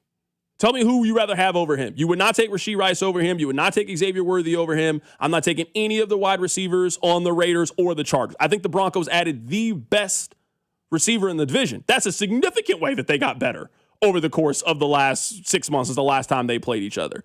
This text line, CDOT, they proved it by winning the division 9 years before last year. I think it's more up to the other teams in the division to prove it, not the Chiefs. I think they've earned the benefit of the doubt. That's a very fair point. I just don't know if you can get the benefit of the doubt when you have the 9th overall pick. You can have the benefit of the doubt if you won 11 games last year and it felt. You can have the benefit of the doubt to me if you're San Francisco. San Francisco, I thought was a noticeable step back from the kind of team that they've been over the last couple of years, but still a playoff team, still managed injuries, still made the postseason, and flamed out in the postseason. I think it was pretty clear basically the entire season, hey, something's off about this Chiefs team. They got to show me that they're back on. We can keep this conversation going. I'm looking at the division, and the Chiefs are still the favorite in the AFC West. Why do you think they should be the favorites? Keep it right here. It's The Drive. You're listening to The Drive with prominent Mizzou fan Carrington Harrison. I support Kansas. I want Kansas to win. On 96.5, The Fan. Well, it's Carrington Harrison from The Drive here. Let me ask you a couple of questions. Do you have poor sleep? What about low energy? How about brain fog, a reduced sex drive, weight gain, and workouts that just don't deliver like they used to? Well, the problem could be low testosterone. And the truth is, those testosterone levels can start declining as early as your 30s, 2 or 3% every single year. And before you know it, you just don't feel like the same man you did back in the day. Well, you don't have to accept this as just aging. Heartland Men's Health specializes in customized testosterone therapy and targeted body composition plans. You might think you have low T. Well, pick up the phone and call this number, 844-447-6600, or check out the website and take this simple 10-question quiz. Visit heartlandmenshealth.com. Your initial visit is just $100, includes a medical consultation, a PSA test, and lab results in about 30 minutes, and your treatment can start that day. 3 locations, Overland Park, Independence, North Kansas City. There's no need to wait. Go stop by and see my friends over at Heartland Men's Health. Featured therapies are compounded and have not been evaluated nor approved by the FDA. Provider prescription required. See website for details. You're listening to 96.5 The Fan from the DM Injury Law Studios. Mike's got this. Car, truck, or motorcycle wreck? Remember, Mike's got this. 816-888-7500. Mike's got this. This is the story of the one. As a maintenance engineer at a beverage manufacturing plant, he starts his day knowing every line is ready to run because Grainger delivers the industrial-grade products he needs to keep mixers, conveyors, and packaging equipment moving. With Grainger's vast selection of bearings, belts, and motors, he keeps operations running smoothly, so nothing grinds to a halt. Call 1-800-GRAINGER, click Grainger.com, or just stop by. Grainger, for the ones who get it done. This summer, the Honey Pepper Pimento Chicken Sandwich and Pineapple Dragon Fruit and Sprite are back at Chick-fil-A. Girl, it's back. We've been waiting. I love that Honey Pepper Pimento Sandwich. And that Pineapple Dragon Fruit and Sprite is everything. It's got that razzle-dazzle that makes you stop and say, okay, wait a minute. I love the creaminess of the pimento cheese. It's savory, it's bold, it's flavorful. Our faves are back. High five, girl. Which fan favorite will you choose? Real customers paid for their testimonials. At Farmers, our honesty is contagious. Wait, am I going to catch honesty? Well, when you're with Farmers, it's kind of inevitable. Well, how long does it take to... I lied to you when you asked if I knew what a deductible was. I don't know my dad's birthday, and I thought umbrella policies were for rainstorms. Actual rainstorms. I have it, don't I? You don't just have honesty. You have Farmers. Bum, bum, bum, bum, bum, bum. Learn more at farmers.com. Underwritten by Farmers Truck or Fire Insurance Exchanges or Affiliate. Products not available in every state. Baseball season is in full swing, and that means the summer heat is coming. The guys at Climate Control have been serving KC homeowners for over 35 years, and they know how to get your cooling system ready to handle our scorching hot summer weather. Stay cool and comfortable this summer. Call Climate Control today at 816-265-2830. 816-265-2830 for all your cooling, heating, and plumbing needs. Don't wait. Visit ClimateControlKC.com today. Climate Control Heating, Cooling, and Plumbing. What's up, guys? It's Drew. Look, let's be real for a second. When it comes to performance, good just isn't good enough, just like the teams that we cheer for. And that's exactly why Blue Chew raised the bar for you. Introducing Blue Chew Gold, the revolutionary 4-in-1 upgrade that targets both your brain and your body. Blue Chew Gold dissolves right under your tongue and starts working in as little as 15 minutes. So there's less waiting, more confidence, and a whole new level of readiness. And I've told you before, confidence is key. You know it the same as I do. Get started today at BlueChew.com and see why millions of men trust Blue Chew. Now, with a gold standard upgrade that's changing the game for good. It's not just about function anymore. It's about total performance, both physical and mental. They're turning bedroom performance into an Olympic sport. So go for gold. Make life easier by getting harder and discover your options at BlueChew.com. There's a special deal for you there. Get 10% off your first month of Blue Chew Gold with code KFNZ. That's promo code KFNZ. Visit BlueChew.com for more details and important safety info. $30 million in guaranteed prizes you can cash in this football season out in Las Vegas with 3 Circa Sports contests. Entries starting at $1,000, all with zero rake. Circa Million, 18 weeks of point spread action, 128 ways to win. Or Circa Survivor, you pick one winner each week, the last one standing wins. And Circa Grandissimo with a $100,000 entry. Enter in Nevada. Play from anywhere. $30 million guaranteed. Visit circasports.com for details. This summer, the Honey Pepper Pimento Chicken Sandwich and Pineapple Dragon Fruit and Sprite are back at Chick-fil-A. Girl, it's back. We've been waiting. I love that honey pepper pimento sandwich. And that pineapple dragon fruit and Sprite is everything. It's got that razzle-dazzle that makes you stop and say, okay, wait a minute. I love the creaminess of the pimento cheese. It's savory, it's bold, it's flavorful. Our faves are back. High five, girl. Which fan favorite will you choose? Real customers paid for their testimonials. Rob Sight Ford, KC's Ford volume leader and top rated on Google. 135th and State Line. Rob Sight Ford, your 2025 Ford volume leader. Top rated on Google with 4.8 stars and 3,000 plus reviews. The best selection, best prices, and Kansas City's best customer service. Visit Rob Sight Ford at 135th and State Line. Buy right, save big, and drive home a winner. Only at Rob Sight Ford. Here's your traffic report on 96.5 The Fan. Brought to you by SWL Injury Law, the Car Crash Kings. It's what they do. Visit SWLinjurylaw.com. Okay, the problem on 435 Kansas side of things, it's a multi-car crash. 435 northbound at Kansas Avenue. It is reopened. You've got 2 right lanes that are blocked. Okay, northbound side, the on-ramp from Caw. 435 northbound. Be prepared to tap your brakes through there. The crash, North KC 29 southbound, still there at North Oak in the left lane. I'm Val with traffic on 96.5 The Fan. Hey, it's Chris Jones from the Kansas City Chiefs. Welcome back to The Drive with C-Dot on your home for Chiefs football. 96.5 The Fan. All right, I think this is a really good conversation that we're having. I feel like we're on opposite sides. You know what? It feels good. So I asked this question.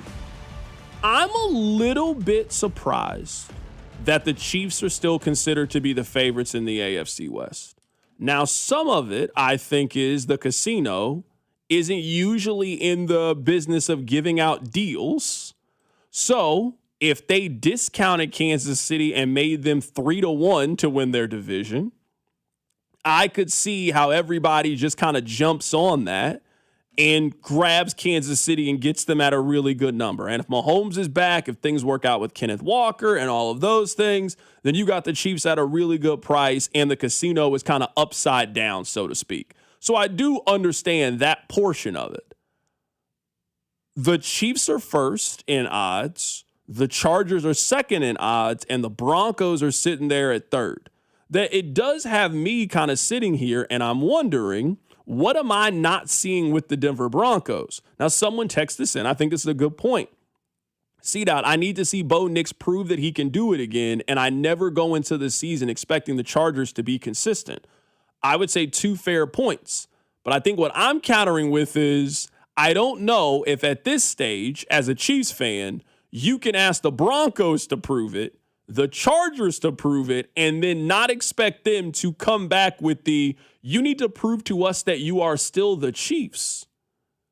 I don't think anybody is questioning whether or not we think the Chiefs are going to be a playoff team. I absolutely think they'll be a playoff team this year. I expect them to bounce back, so to speak. But we can admit, for the last 5 to 6 seasons, the conversation about Kansas City was not, are they a playoff team? It was, are they a Super Bowl team? It was, who's the biggest contender to Kansas City? How big is the gap between Kansas City and all of these other teams?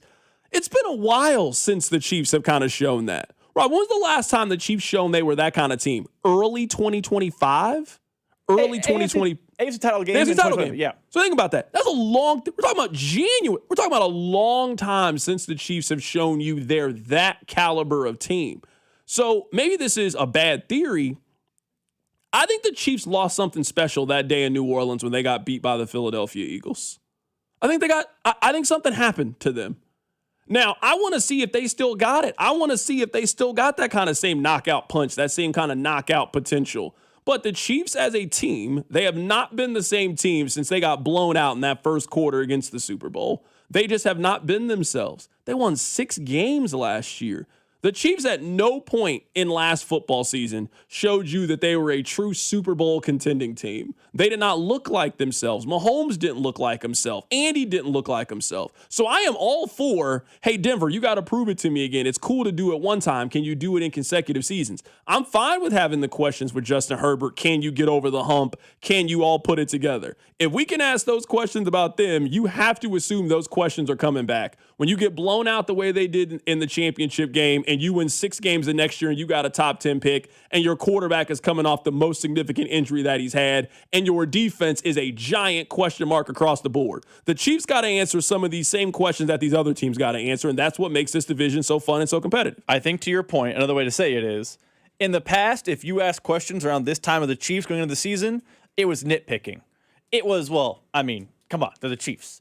Who's really worried about that? Who's worried about this? X, Y, and Z, they're the Chiefs. Now the questions being asked of the Chiefs are fair. Hey, your defense is rebuilt. Is it better? Hey, your offense is the same. Your offensive weaponry is largely the same. Will it be better? It felt like last season you had issues with scheme at times. Have you fixed that? Like, for the first time in a long time, the questions we are asking about the Chiefs offseason are not just, hey, let's get really into the weeds about the right tackle position. It is full tilt, real questions. And I think that is new for Chiefs fans because even when they lost the Bengals, the questions were kind of small. This year, there are big questions to answer. Yeah, I don't know if this is a fair thing to say. So someone just texted in, CDOT, look at who the Broncos beat last season. They had an easy schedule. Their only quality wins were against the Chiefs. I don't think that that's a fair thing to say about them. They went on the road and they beat Philadelphia last year. They went on the road and beat them. They went on the road and beat Houston last year. They beat Green Bay at home last year. They beat the Chargers late in the season. They won a playoff game. They beat Buffalo in the playoffs last year. I don't know if you can say that the Broncos didn't prove themselves on the field last year and that they didn't beat anybody. I don't know if you can say that the case. At least this year, we're not playing the schedule game. Because in 2025, name a good team. They walloped the Chiefs. All of them. The text line also says the only quality wins they had were against the Chiefs. The Chiefs were not a quality win in 2025. They were a top 10 pick team. The Chiefs had no quality wins and went BTA against every team that was good. We're not playing the schedule game against other teams if you're not willing to look in the mirror and say the Chiefs got thumped by good teams last year. Yeah, I mean, I hear what you're saying. I'm with you. I think that sometimes when we kind of have like the last place schedule, yeah, it's a little bit different. The Chiefs got some games like the Chiefs played Buffalo during the regular season. The Broncos didn't play Buffalo during the regular season. There's certainly those things. But some of these games, and I'm not going to count the fact that the Broncos beat Tennessee and the Chiefs didn't. At that point, the Chiefs season was over at that point. I don't really care about that.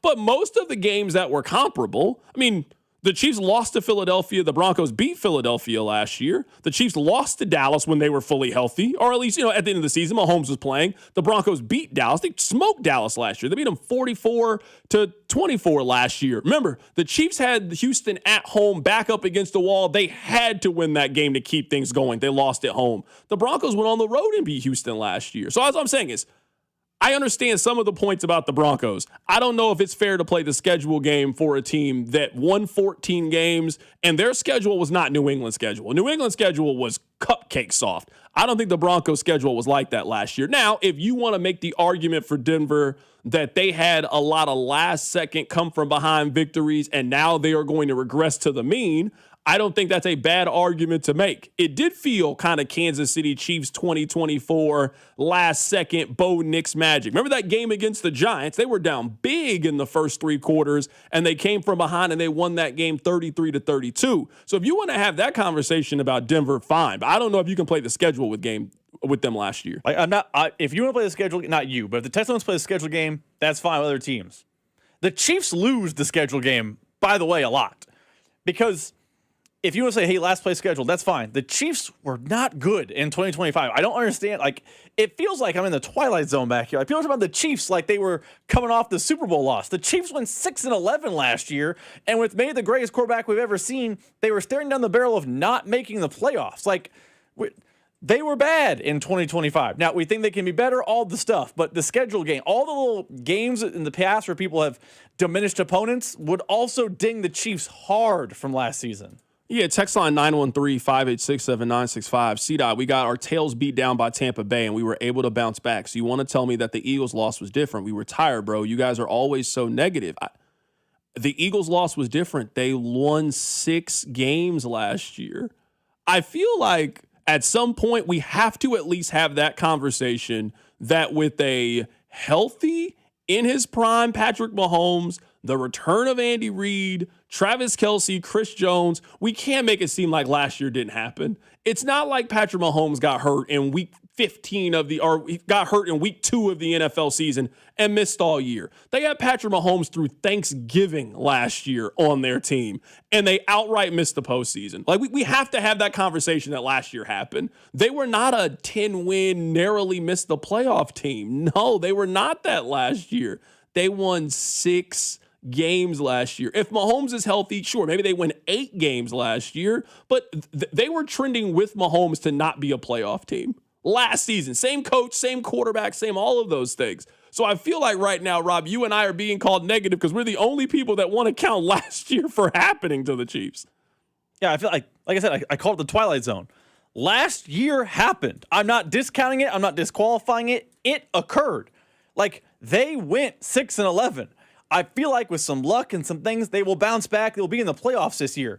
But it wasn't like, a slip and fall or a bad injury here or a bad call there kept them from being 14-3. They had a top 10 pick in the draft. That they were worse than the Bengals statistically. Those are the things that matter to me. I think they will bounce back, but I keep pointing to 2025. That happened. I also think, to your point, and we can move on from this. We don't got to go in circles about this. I think where you are, I may be a little bit closer to you than the conversation about the text line. Almost every team that people think is good in the AFC, they lost to last year. And they beat no playoff teams. Almost all of those teams that you think are good. So I do understand the argument that you are making. Hey, you can't lose to every AFC playoff team and now tell me you're at the top of all of these teams. They lost both games to the Chargers last year. Both to Denver. They lost to Jacksonville last year. They lost to Buffalo last year. They lost to Denver last year. They lost to Houston last year. So any team in the AFC that was on their schedule that you think was good last season, they lost. That's why it goes back to my point about at some point we got to ask the Chiefs to do the same thing we're asking all these other teams to do. We're asking these other teams to prove it. The Chiefs got to prove it. And I think they can. I understand why Vegas is to circle back all the way. Pedigree matters. I think the Chiefs will bounce back. I just don't know they're bouncing back to being it's the Chiefs then the rest of the field. It used to be Tiger in the rest of the field. I think the Chiefs are part of a wide open AFC. Can I see them winning it? Of course. But am I saying they're the undisputed, no doubt, best team in the field? No, they're not that.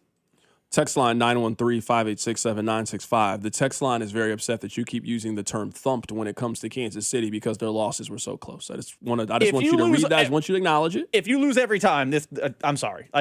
You're right. They were close, but when you go 0-for against playoff teams, that's getting beat pretty handily. Okay, I just want you to know what the text line was saying about what you're saying. They don't think it's fair to say that the Chiefs were getting thumped last year because they were playing close and competitive last year. You know what that is? But I'll give them this. For a team that won 6 games, they did have a positive point differential, which you agree is that matters. That's pretty tough to do, honestly. It really is tough to do. It is pretty tough to do. And if you are looking for a stat that should give you encouragement, it is that the Chiefs had a better point differential than the Chicago Bears, yet only won 6 games. Where Chicago went 11-6, their point differential was plus 26, and the Chiefs was plus 24. Like, you look at some of these other teams, the Eagles, they won 11 games last year. Their point differential was plus 54. So, like, if you're looking at it, the Chiefs, in theory, probably should have been an 8, maybe a 9-win team. If Mahomes plays, they beat Tennessee. If they're trying at the end of the season, they probably beat the Raiders. 8 wins is probably what the Chiefs should have been last year, but injuries happen. I agree they're probably an 8-win team. But you know what you just described? Teams that got bad point differential won 11 games, and teams with good point differential that lost 6. You know what that is? The wash. The Chiefs are part of the wash. It used to be, can the field catch Patrick Mahomes? We talked about the Chiefs like it was Tiger on Sunday. Would you bet everyone else or would you bet the Chiefs? The Chiefs are just part of the field now. They can be the team that represents the AFC, no doubt, but they are not that different than Houston. They are not that different than Buffalo. They are not head and shoulders or even noticeably better than anyone else in the AFC. We'll get back to this in a little bit. Coming up at the top of the hour, we're going to talk to Eric Edholm. He is with Yahoo Sports. We're going to talk some football with him. Excited to be back in the mood here, talking a little football with you guys. Are you guys ready to apologize to Taco Bell? Because last week we told you guys that you guys were quick to throw Taco Bell out. You were quick to point out, quick to hate, quick to get your jokes in about Taco Bell. Well, I don't know if you saw this or not, but the FDA came out and they had to issue an apology. And they said that it had nothing to do with Taco Bell. They said that Taco Bell was completely in the clear. They said it had nothing to do with Taco Bell. So I just want to know if people are ready to apologize to the legend, to the GOAT, because people were quick to get their jokes off last week about them Gorditas. They were quick to get those apologies off from that Crunchwrap Supreme. It got so bad for Taco Bell. It was such spooky hours outside. They had to release a statement last week. They released a statement. You know it's bad when you got to release a statement. But you know what? They came out on the other side. Now, if they want to throw us a couple of free chalupas, everybody get a free taco on a day just to get you back through the door. I mean, I'm not against that. But I want it acknowledged. I want to acknowledge that the FDA came out and they said, hey, we kind of jumped the gun here, that we were a little premature in our criticism towards the legend, towards Taco Bell. I'm excited Taco Bell is not at fault. Talking about Taco Bell for 2 weeks got me hungry for Taco Bell, and I'm happy we can get back.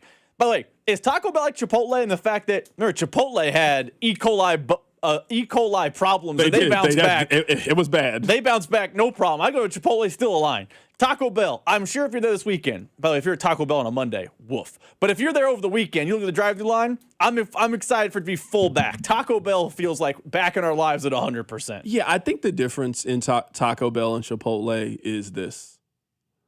I think Taco Bell kind of has the perception that you grow out of eating at Taco Bell. I don't think people really have that perception about Chipotle.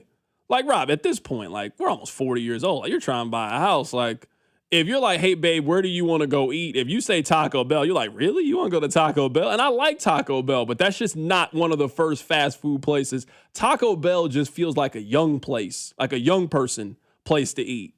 Taco Bell, like how we kind of laugh about Waffle House and how you say that nobody's been to Waffle House at 5 o'clock in the evening. Nobody's had dinner at Waffle House. I kind of feel like we talk about Taco Bell the same way. Taco Bell is best when it's 11 o'clock, there's nowhere else to eat, eat great, even late. That's when people really enjoy Taco Bell. And I'm just saying, I think at this point in our life, that's just not really when I'm going to go eat anymore. Where Chipotle, you would go get dinner at Chipotle. Rob, it's been a long time since you got dinner at Taco Bell. It's been a long time since you got dinner. I don't disagree with what you're saying, but I think you're falling victim to what people need to apologize to Taco Bell for. There is still a time and place for Taco Bell in your life. You're right. It's a young person, late night eats type of food. I'm not going to disagree with that.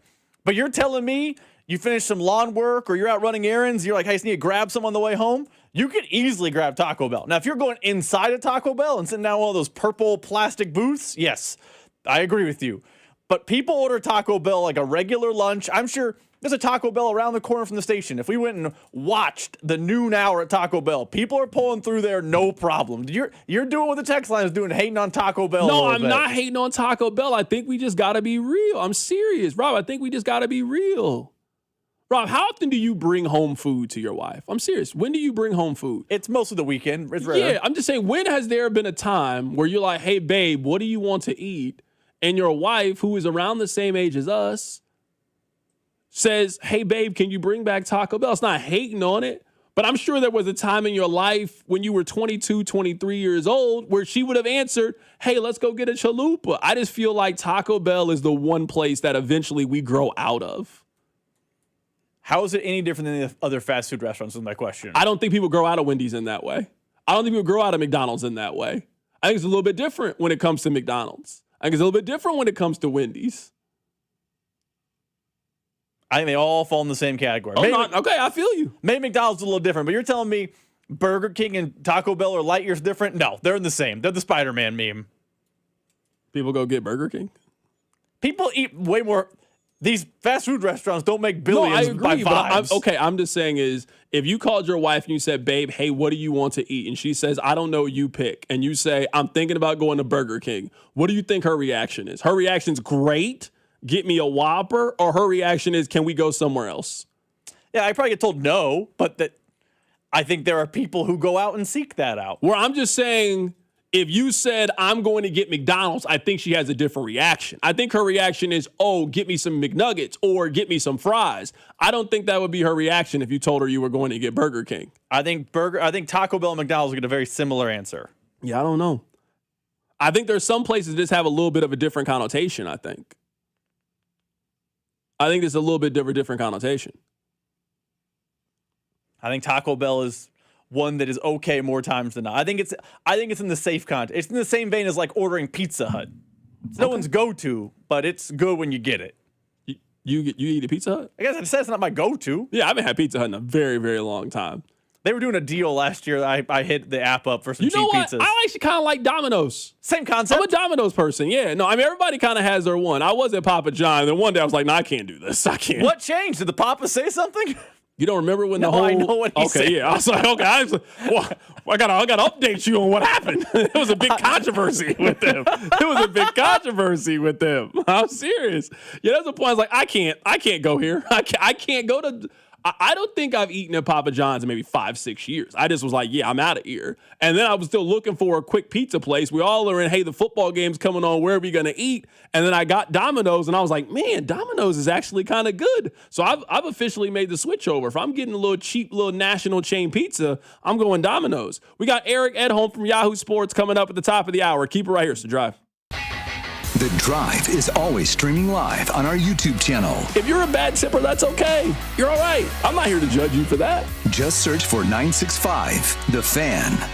Baseball fans, the baseball season is in full swing, and FanDuel is giving you a chance to call your shot with daily dingers. Joining the action is so easy. Just make your free pick on who's going to hit a home run in their game, and if you're right, you'll get a profit boost on your next bet for a chance at even more winnings. It's just another reason why FanDuel is the home of home runs. You know what? Jack Caglione, who was recently in the home run derby, I'm going to pick him to go yard. Maybe I'm going to go Jordan Walker. He won the home run derby in Philadelphia. So are you ready to play your game? All you need to do is head over to FanDuel.com/local to get started. One more time, that's FanDuel.com/local to opt in for daily dingers and make your free pick on who you think's going to hit a home run. Play ball and swing for the fences on FanDuel, an official partner of Major League Baseball, and also 96.5 The Fan. 21 in President, Missouri. No purchase necessary. Opt-in required. Bonus issue with non-withdrawable profit boost. Restrictions apply, including any token expiration and max wager amount. See terms at sportsbook.fanduel.com. Gambling problem? Call 1-800-GAMBLER. This is the story of the one.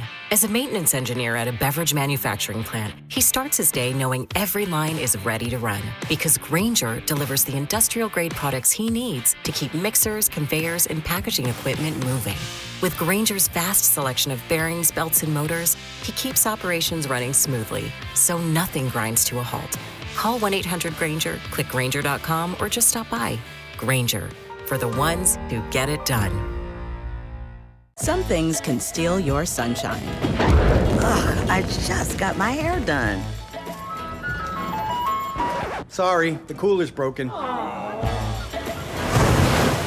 Anyone see my flip-flops? Anyone? But COVID-19 can steal a lot more. I just took a COVID test. Ugh. Prescription medications for COVID exist. If you test positive this summer, ask your doctor if they're right for you. Visit PfizerForAll.com/COVID-19 to learn more. Sponsored by Pfizer. Conservative, family man, author of the Bald Plan to Reduce Property Taxes. Listen to Scott Schwab. Property taxes are killing Kansans, but one day it hit me. Bald. BALD stands for Better Affordable Living by Decreasing Property Taxes. And it's the only detailed plan. Schwab's BALD plan means voter approval for property tax hikes, refunds for unfair assessments, and tax relief for seniors and working families. Listen to Scott Schwab. I'm focused on reducing taxes for Kansans. You should keep more. My BALD plan makes sure of it. When I'm governor, we'll get it done. Finally, a governor with a good head on his shoulders. Author of the BALD Plan to Decrease Property Taxes. Conservative Republican Scott Schwab for governor. Visit scottschwab.com/bald to learn more. Paid for by Schwab for Governor, Jim Felter, Treasurer.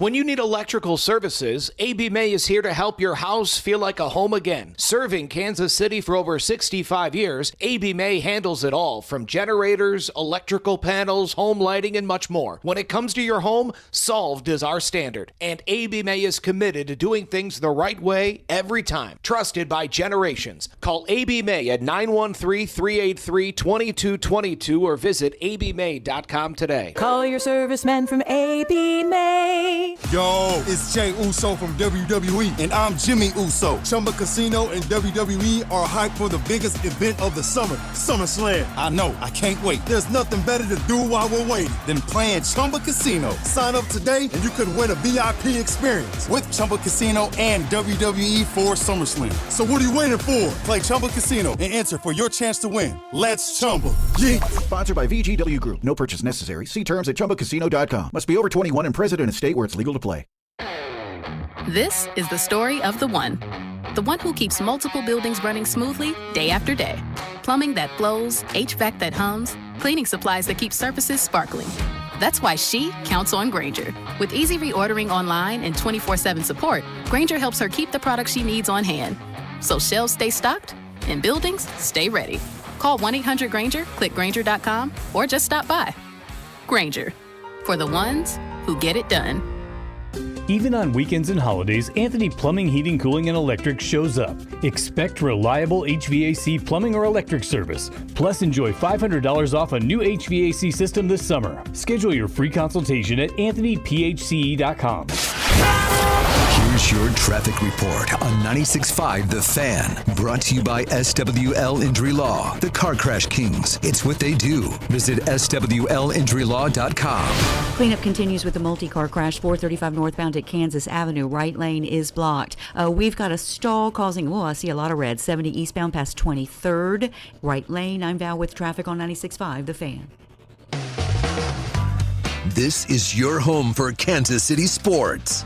96.5 The Fan. All right, welcome back into the show. Coming up at the top of the hour, we are going to be joined by Eric Edholm. He covers the NFL sports. Exxon says the only mid thing that was missing from that convo is Subway. Yeah, it's been a while since I've been to Subway. If I go get a sub sandwich, I normally go to Jimmy John's. Yeah, I don't seek out Subway ever. I don't know if I have any issues with Subway because it's just been a long time since I've been there. But if I'm in the mood for a sub sandwich, usually I just go to Jimmy John's. I like their roast beef sandwich. I don't know that Subway's in my top 3 of sub places. Like Jersey Mike's is better than Subway. I would take Goodsense over Subway.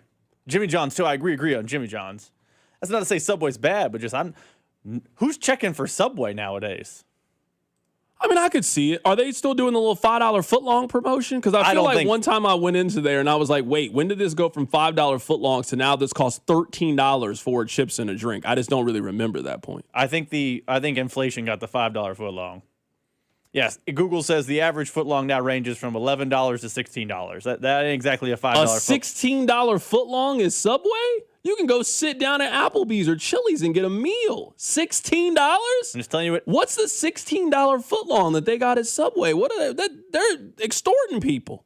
Now, this is based on a general range in the United States, so maybe it's like a different state has different inflation. Oh, okay, but yeah, like if you're on the Las Vegas Strip and they hit you over the head. Okay, I don't think it's like you go in the store. What's going on here? I don't think it's like the turkey is $10.99 and the ham is $16.99. I didn't know. That's why I was asking. I don't know. It's been a while since I've walked into. Another place I do go, Pickleman's. I go to Pickleman's sometimes and get a sub from there. I just think there's just different options, at least when it comes to a sub. Let's get to the World Cup here for a bit. We're going to talk to Eric Edholm coming up at the top of the hour. So I was asking Scott Parks if he liked yesterday's World Cup final, and he was through the moon about it. I actually thought, and I can understand, average or cat thought yesterday's game was boring. I thought it was absolutely riveting from start to finish, and here's why. Number one, Spain came out of the gate charging. It was incredible how quickly they took control of the game, but there were so many other things that I was watching. Number one, how Spain completely shut down not only Lionel Messi, but Argentina as a whole. There were a couple glimpses of, wow, we might actually score, and I think everybody was waiting for that one moment where Argentina just pulled it off out of nowhere, the one time they actually got a shot, or the one time they actually got a shot on goal, which they never did, and Argentina walks off. You know, the walk-up theme was that FIFA stands for fixing it for Argentina. And I think there is some credence to those conspiracy theories, but Spain came out with the perfect game plan.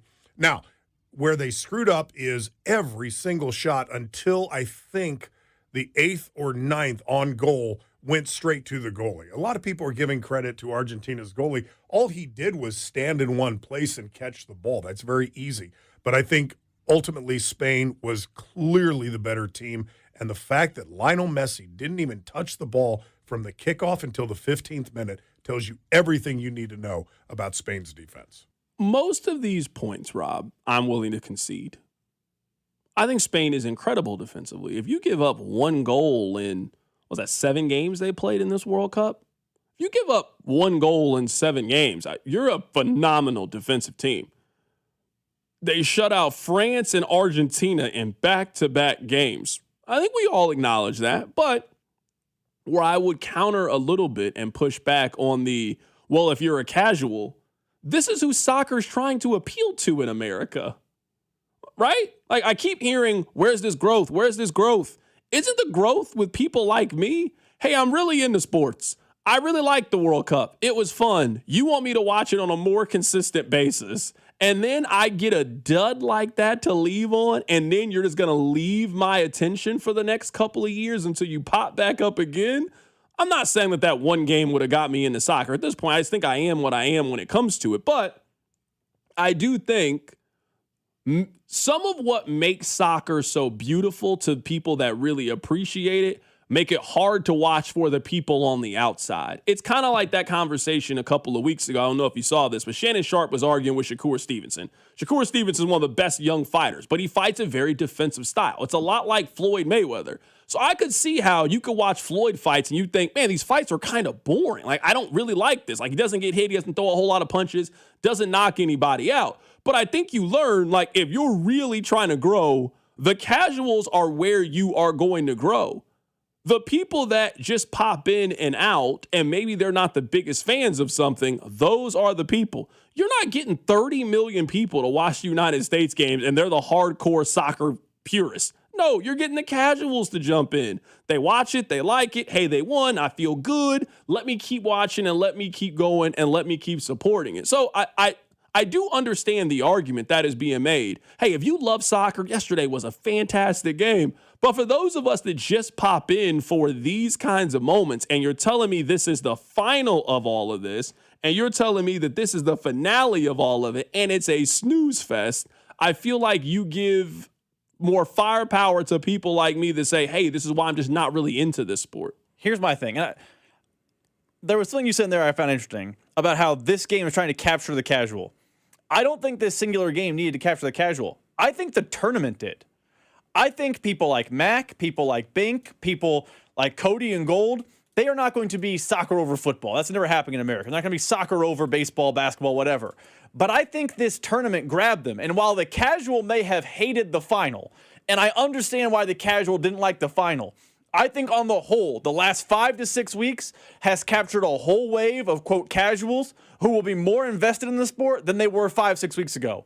I don't think one bad final undoes what soccer has done to capture the casual over the last 6 weeks. Because a day earlier than the final, in a game that didn't matter, people were locked in to watch a 6-4 game between France and England. I think the casual has already come to soccer. I don't want it to be like that. That game just doesn't matter. If somebody says this point, that's how it is in every sport. Soccer doesn't need to come to you. You will come to soccer, or the other 10 billion will. And I'm perfectly fine with that. I'm perfectly fine with it's not our thing. Like, I accept that. I'm almost 40 years old. It's not like soccer's a new concept to me. We're having some fun with it. Like, I know what offside is. I know what a red card is. I know what a yellow card is. Like, I played enough FIFA. I watched enough games. It's like the first World Cup that's ever happened before. It's just not really for me.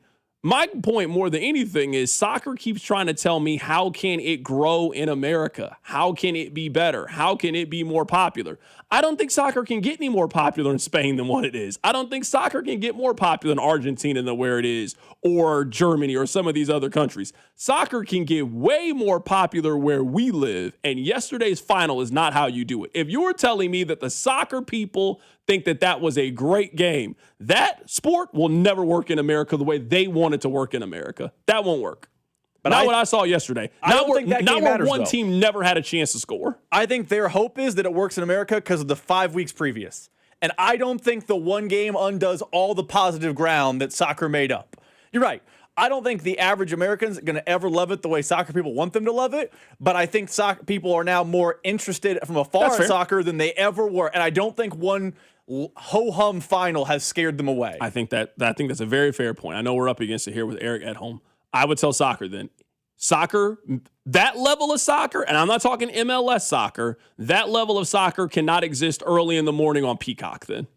Well, that's just time zones, but I get your point. I'm with you, 100% with you. I'm just saying is, if you want soccer to grow in this country, and you want me to watch Kylian Mbappe, and you want me to watch Erling Haaland, putting it on early Saturday morning on Peacock against college football is not how we're going to do it then. I'm never watching it then if that's the case. I'm not watching that over the games that I already watch. And I understand they're not moving their league around to accommodate us. And that's why I'm just like, I think this is what soccer is. I think what soccer is like that one cousin that you should probably call a little bit more, but every time you see each other at a family function, you guys just have a great time and you pick up like old times. The next World Cup will be fun. Oh, I remember him. I remember this storyline. Oh, this was a lot of fun. I don't know how much soccer we as a country are watching over the next 4 years. We'll watch the Euros, we'll watch Copa America, we'll watch the big international stuff, but I think in terms of what they think the potential is in the United States, I think it's real close to what its potential can be. It's a fun niche event that pops up every once in a while and fills in those gaps of a dead period in the sports calendar. Coming up at the top of the hour, we'll be joined by Eric Edholm. We'll get you ready for training camp starts this week in the NFL. Keep it right here. It's The Drive. You're listening to The Drive with Carrington Harrison, the go-to show for dating advice you didn't ask for. If you got to ask your girl to help on the bill on Valentine's Day, you've done something wrong. On your home for Kansas City sports, 96.5, The Fan. Here's your traffic report on 96.5 The Fan. Brought to you by SWL Injury Law, the Car Crash Kings. It's what they do. Visit SWLinjurylaw.com.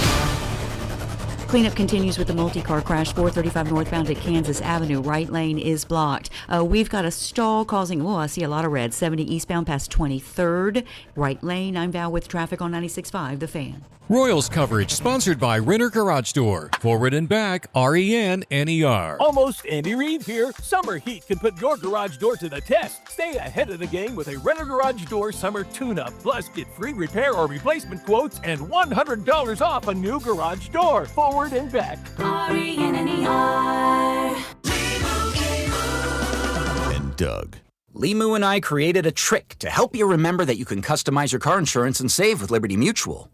You see, the shirts Limu and I wear are yellow, and yellow is the color of lemons. And lemons grow on trees, and trees provide oxygen. And oxygen helps us breathe, and breathing is how you live. And you can live more life when you save money by customizing your car insurance. I agree, Limu. It's really quite simple. Only pay for what you need at LibertyMutual.com. Liberty, liberty, liberty, liberty. I can't believe how spotless my floors look after using the Swiffer Power Mop. No more dragging around a heavy mop and messy bucket. Now I get the same deep clean without all the work. Thanks to the powerful solution and scrubbing pad of the Swiffer Power Mop, dirt and grime don't stand a chance, and I don't break a sweat. Mic drop. Mop drop. Swiffer Power Mop. Swiffer Power Mop. A smarter way to mop. Try it or your money back. You like saving money, right? We all do. That's why Allstate just lowered the price of car insurance. Not, but wait, there's a catch. Lower. Actually lower. So if you're shopping around or just want to see how much you could save, check Allstate first for a new lower auto rate that could save you hundreds. You're in good hands with Allstate. Not available in every state. Only applicable for new auto insurance business. Rates will vary by several factors, including how you purchase the policy. Potential savings vary. Allstate North American Insurance Company and affiliates. Northbrook, Illinois. America is turning 250 this year, and Circus Sports is celebrating by offering all users in Missouri $250. Dane and Hughes here, and for everyone in Missouri, all you have to do is deposit $250 on your Circus Sports app. Then play through that deposit. Once you do, Circus Sports will reward you with $250 right in your account. This is available for everyone in Missouri, new and existing users. Celebrate 250 years and find out more at circusports.com today. Must be 21 or older in Missouri. Gambling problem? Call 1-800-GAMBLER. Lawman! Jungle Law! It's the Lawman. If you've been injured in a motor vehicle accident, call me ASAP. 816-816-9111. I recovered millions for my clients. Take it away. The Lawman gets results. Jungle Law team. Call the Lawman. Let the fight begin. The Lawman gets results. Jungle Law. Come see me get roasted August 1st at 7 p.m. at the Uptown Theater. Go to junglelaw.com for details. The choice of a lawyer shouldn't be based on advertisements. When it comes to my policy, Farmers gives it to me straight, so there's no surprises. It's your coverage. You should never be confused. You hear that? An insurance provider with a conscience. We're a choir, but yes, we have that too. Straightforward coverage you can literally understand. That's what you get when you have Farmers. Bum, ba, bum, bum, bum, bum.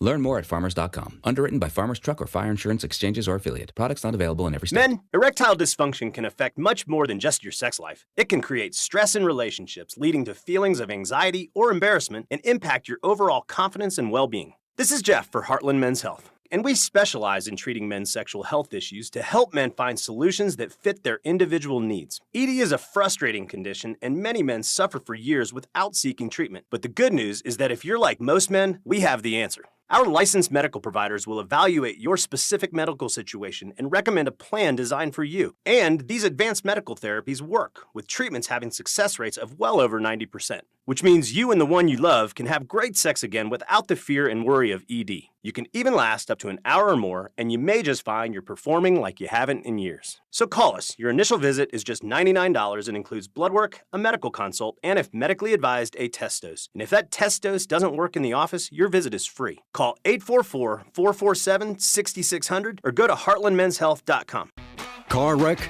Get the money you deserve. Mike's got this. Paid for client betrayal and endorsement. Choice of a lawyer is an important decision and should not be based solely upon advertisements. After my car wreck, there was a lot I didn't know. I do know. If you've been hurt in a car wreck, call me. I've got this. Mike's got this. 816-888-7500. Mike's got this.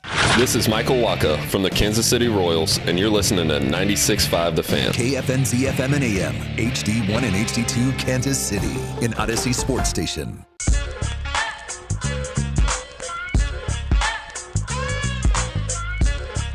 Welcome back into the drive on 96.5 The Fan, 96.5thefan.com, and also the Odyssey app. Carrington here. We're taking you up until 5:30 today until the Royals have a 6-1 loss that they're getting ready for against the San Francisco Giants. I do plan on going to the game tomorrow. Rob, they're doing $1 hot dogs tomorrow. I got a little email. They're doing $1 hot dogs tomorrow, and they're doing it on August 1st or August 4th. So I was like, you know what, man, I might go out there.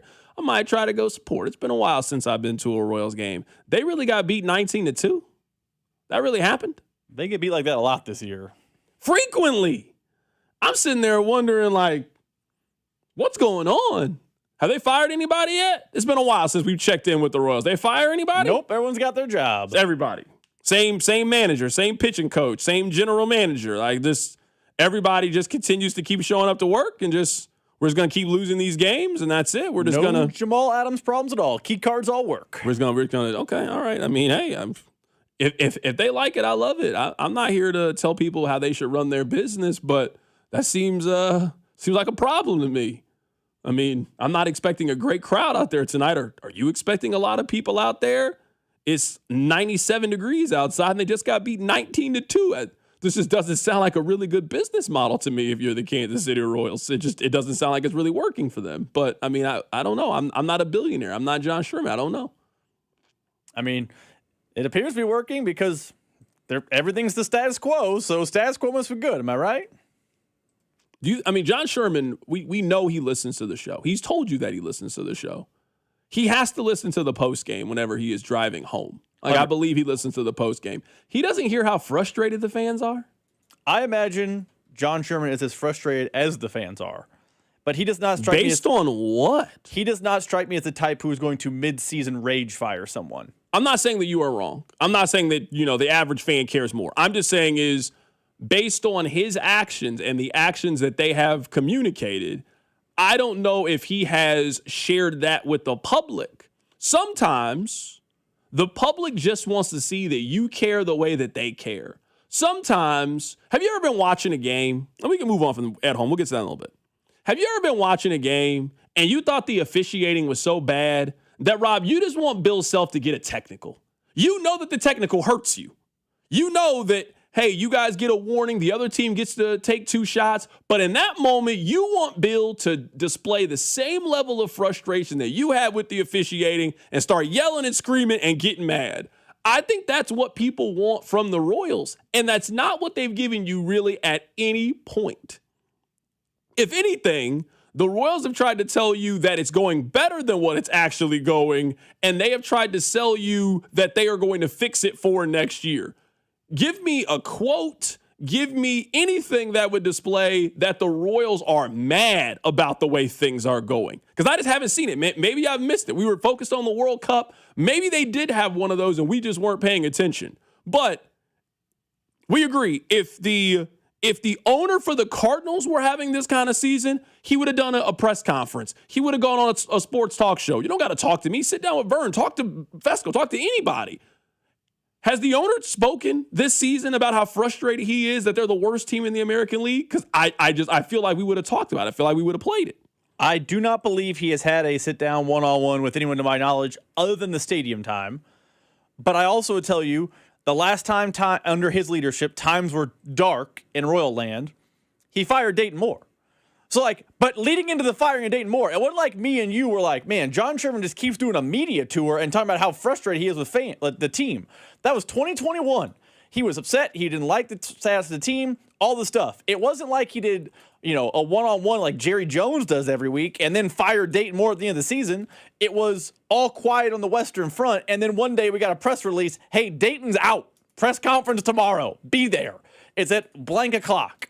So I get what you're saying, and I am frustrated the owner isn't more visible and doing more media and venting the way, Joe and Olathe is. But last time he was behind the scenes stewing, we found out he was stewing because a guy who will have his name in the Royals Hall of Fame got run out of town. And what you're saying, I can't disagree with. I guess my point is, I don't think you're on the other side of this is sometimes being a recluse and sometimes not talking ends up hurting you in these scenarios. Where I think now your lack of presence is hurting you when it comes to this.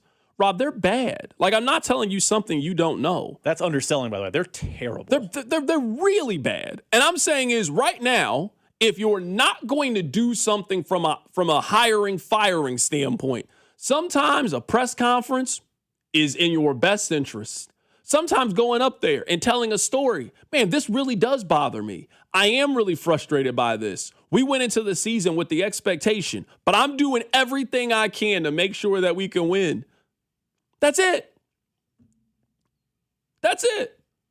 Maybe this is a bad analogy, Rob. Have you ever been arguing with your wife and maybe you don't even think that you did it, but just saying I'm sorry ended the fight? Maybe you don't even fully believe it. But just you said it, you know what, babe, you're right. I'm sorry. She looks at you and she just feels better instantly. And you're like, all right, you know what? That just took a little bit of the pressure off. I think that John Sherman either doing a press conference or coming, he doesn't have to come on the show. He's never been on the show before. We'd love to have him. Go on Cody on Gold. Go on Fesco's show. Go on the other station. I don't care.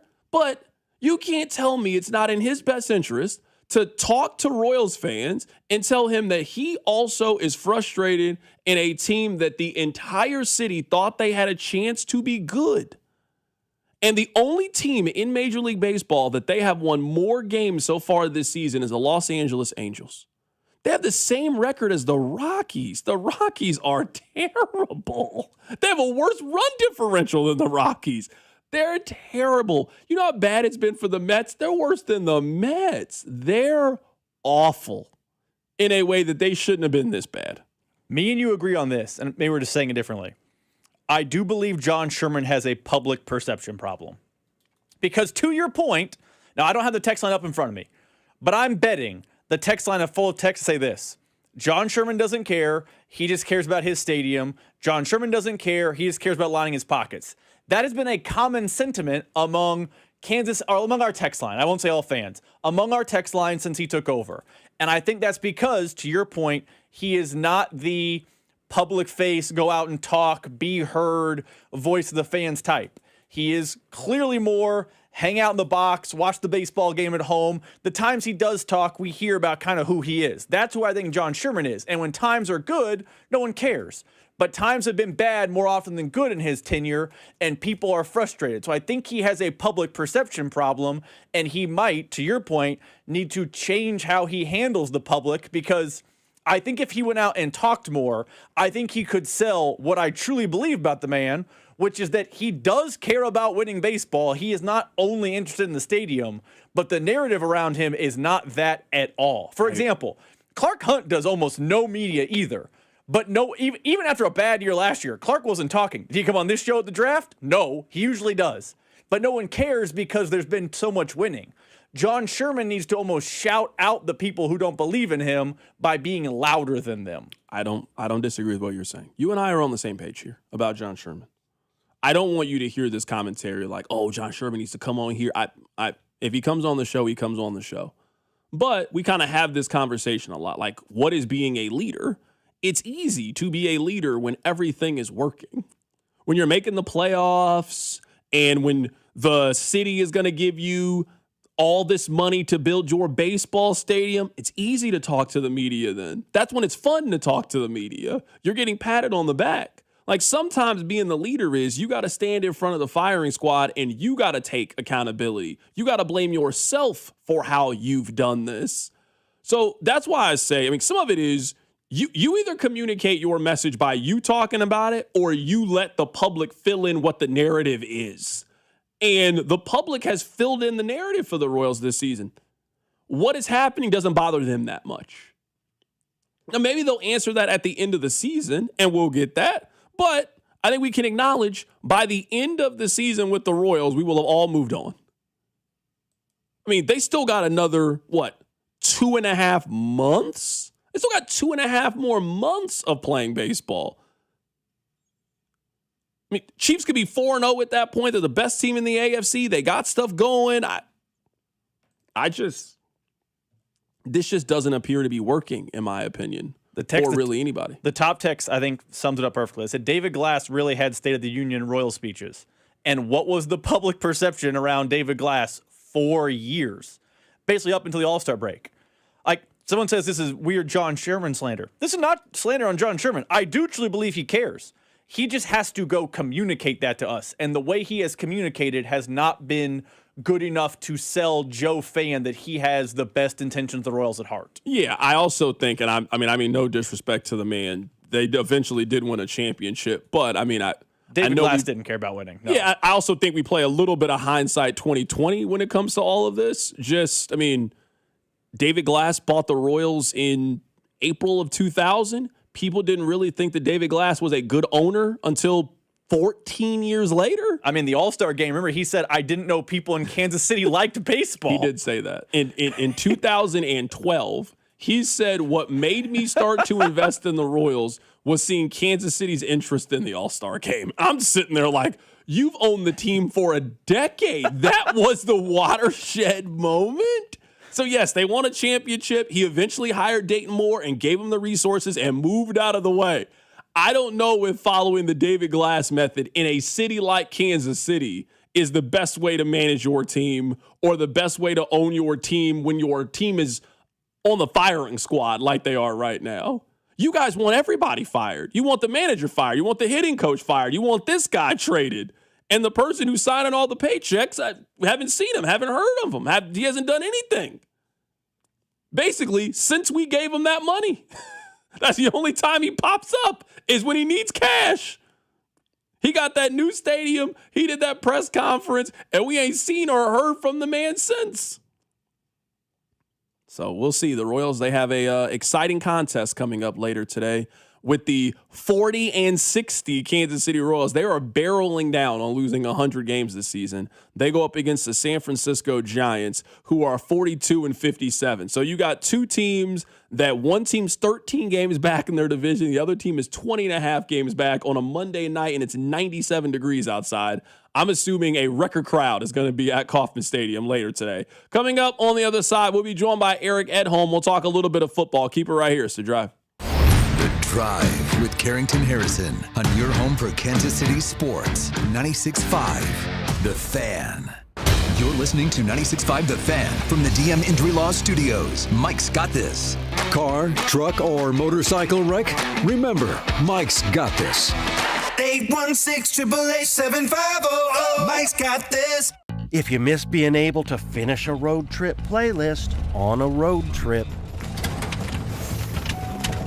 we can help. Just take it to Telly. Schedule your service at tellytire.com. You know how avoiding eye contact with people when your brakes screech makes it less awkward? It doesn't. But you can just take it to Telly. Schedule your service at tellytire.com. Kansas City storms can leave behind roof damage you can't always see. Hail and high winds may have compromised your roof, even if everything looks fine from the ground. That's why Century Roofing offers a free roof inspection and handles the insurance process from start to finish. For over 36 years and more than 36,000 roofs installed, homeowners have trusted Century Roofing. Voted best roofing company in Johnson County for 5 years straight and best in Kansas City 2 years in a row. KC-based and female-owned. Visit CenturyRoofingKC.com. Century Roofing. Trust the pillars of strength. What do parents think of back to school at Staples, where supplies start at just 25 cents?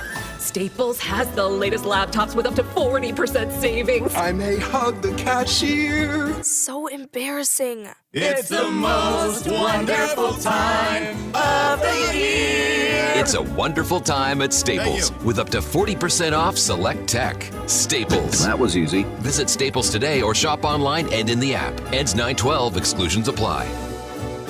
Baseball fans, the baseball season is in full swing, and FanDuel is giving you a chance to call your shot with daily dingers. Joining the action is so easy. Just make your free pick on who's going to hit a home run in their game, and if you're right, you'll get a profit boost on your next bet for a chance at even more winnings. It's just another reason why FanDuel is the home of home runs. You know what? Jack Caglione, who was recently in the home run derby, I'm going to pick him to go yard. Maybe I'm going to go Jordan Walker. He won the home run derby in Philadelphia. So are you ready to play your game? All you need to do is head over to FanDuel.com/local to get started. One more time, that's FanDuel.com/local to opt in for daily dingers and make your free pick on who you think's going to hit a home run. Play ball and swing for the fences on FanDuel, an official partner of Major League Baseball and also 96.5 The Fan. 21 and present in Missouri. No purchase necessary. Opt-in required. Bonus issue with non-withdrawable profit boost. Restrictions apply, including any token expiration and max wager amount. See terms at sportsbook.fanduel.com. Gambling problem? Call 1-800-GAMBLER. New Game Plus with Oxy makes your laundry smell incredible and fights stubborn smells, like the ones your dog Biscuit brought into your freshly made bed last night. But you washed that all away with Game, and now you're drifting asleep to the scent and sound of waves. No, that's the dog licking your ear. Biscuit. It just might be our greatest scent ever, now with odor-fighting power. New Game Plus with Oxy. Straight Talk Wireless presents Pickup Truck Wisdom. Trust is earned. That's why I've stuck with Straight Talk. Same price since 2009 on Verizon's 5G network.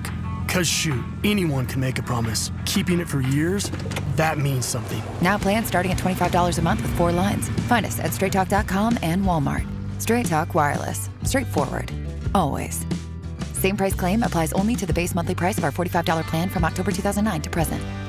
It's the summer sales event at Robside Ford. Your chance to upgrade without the stress. Robside joins me now. Rob, what's the offer? 0% financing, $0 down, and 0 payments for 90 days on nearly the entire Ford lineup. That's a serious summer deal. Sure is. And unlike your brisket last weekend, these deals aren't dry. Okay, that's fair. These savings are definitely juicy. And we're backing it up with 2 years of complimentary maintenance, a non-commissioned sales team, and top trade-in values. No pressure. No gimmicks at Robside Ford. The way car buying should be. We're Kansas City's top-rated Ford dealer. 4.8 stars, nearly 3,000 Google reviews, and a better experience from start to finish. So skip the smoke and the dry meat. This summer, start at Robside Ford. 135th and State Line or robsighc.com. 0% financing, $0 down, 0 payments for 90 days, and 2 years of complimentary maintenance. Robside Ford. Buy right. Drive happy. And next time, maybe stick to potato salad.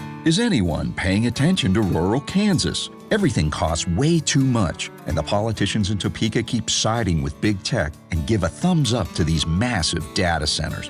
We need someone who will fight for our farmers and ranchers and all the working people of Kansas. Vicki Schmidt is running for governor. She's the insurance commissioner who is laser focused on lowering costs and taking a stand against these out-of-state tech companies. Vicki's running mate is Joe Newland. He's the former Kansas Farm Bureau president who has spent his career farming himself and advocating for our rural communities. Vicki Schmidt and Joe Newland will fight tirelessly to protect our land, water, and way of life. That's why the Kansas Farm Bureau has endorsed Vicki and Joe. Finally, someone who has our back. Vicki Schmidt and Joe Newland for governor and lieutenant governor. Defend U.S. PAC paid for and is responsible for the content of this advertising. Dustin McIntyre, Treasurer. Not authorized by any candidate or candidates committee. DefendUSPAC.us. For 75 years, Kansas City families have trusted Anthony for comfort, safety, and dependable service. Thank you for trusting us with your house keys. Anthony, in your home for 75 years.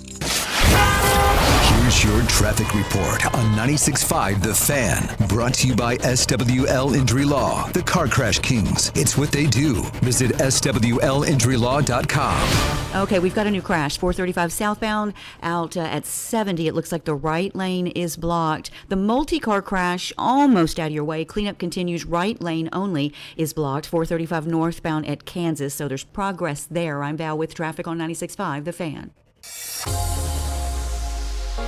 Hey Kansas City, it's Bobby Witt Jr. Welcome into The Drive with Carrington Harrison on your home for Royals baseball. 96.5 The Fan.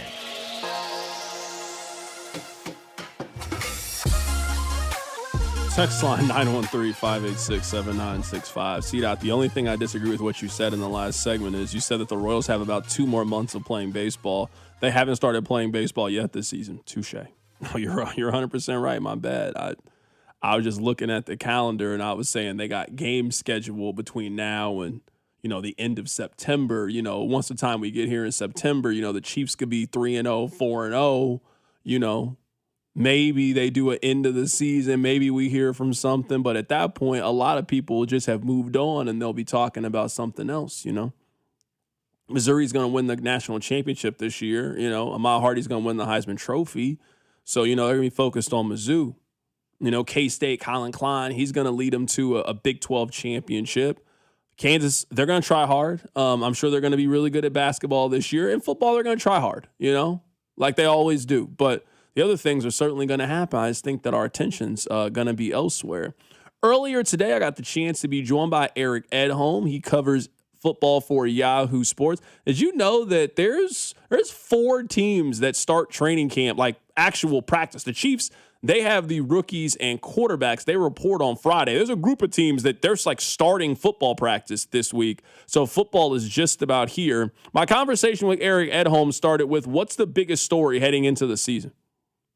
Yeah, I mean, it's kind of interesting to see how the AFC is going to shape up this year. Obviously, last year was kind of a disappointing season, I think, in terms of the heavyweight performers in that side of the equation. Obviously, the Chiefs underperformed, the Ravens did. The Bills were given what appeared to be a golden opportunity to kind of steal this thing and make a Super Bowl for the first time in this era, the first time in the Josh Allen era. Didn't happen. The Patriots, I don't know if you'd say they sneaked in, but they certainly weren't the preseason favorites and had some holes that were exposed. So I guess what is the shape of the AFC? You know, Mahomes coming back from injury, people questioning Lamar Jackson's greatness, all these things. I think it's going to be a little bit of a bounce-back season. But, you know, there's still some unanswered questions about the true heavyweights on that side of the equation, I would say. Yeah, no, absolutely. That makes a lot of sense. I mean, I would say right now the potential biggest question for me is whether or not Patrick Mahomes is going to be there. And I just think Kansas City is heading to this as such a major uncertainty. You know, they won 6 games last year. I still don't know if there's a team that's really emerged in the AFC as kind of being that team. You would think in theory that it's the Broncos. I think they maybe have the best roster, but I don't think they're far and away better than everybody. I've got my questions about New England. We'll see about Buffalo. We'll see about Baltimore. I feel like the AFC is up for grabs in a way that it just hasn't been over the last 20 years or so because the Patriots dominated for so long. I agree. And I think, you know, you're right to question. I mean, obviously the Patriots had a schedule that was extremely favorable last year, and not to say that they couldn't, you know, navigate a tougher slate this year, but, you know, more pressure on Drake May after a tough Super Bowl, you know. Certainly Denver with all the close games that they sort of pulled out of their hats, if you will. I think that's going to, you know, can they sustain that kind of clutch play, that fourth quarter dominance, if you will?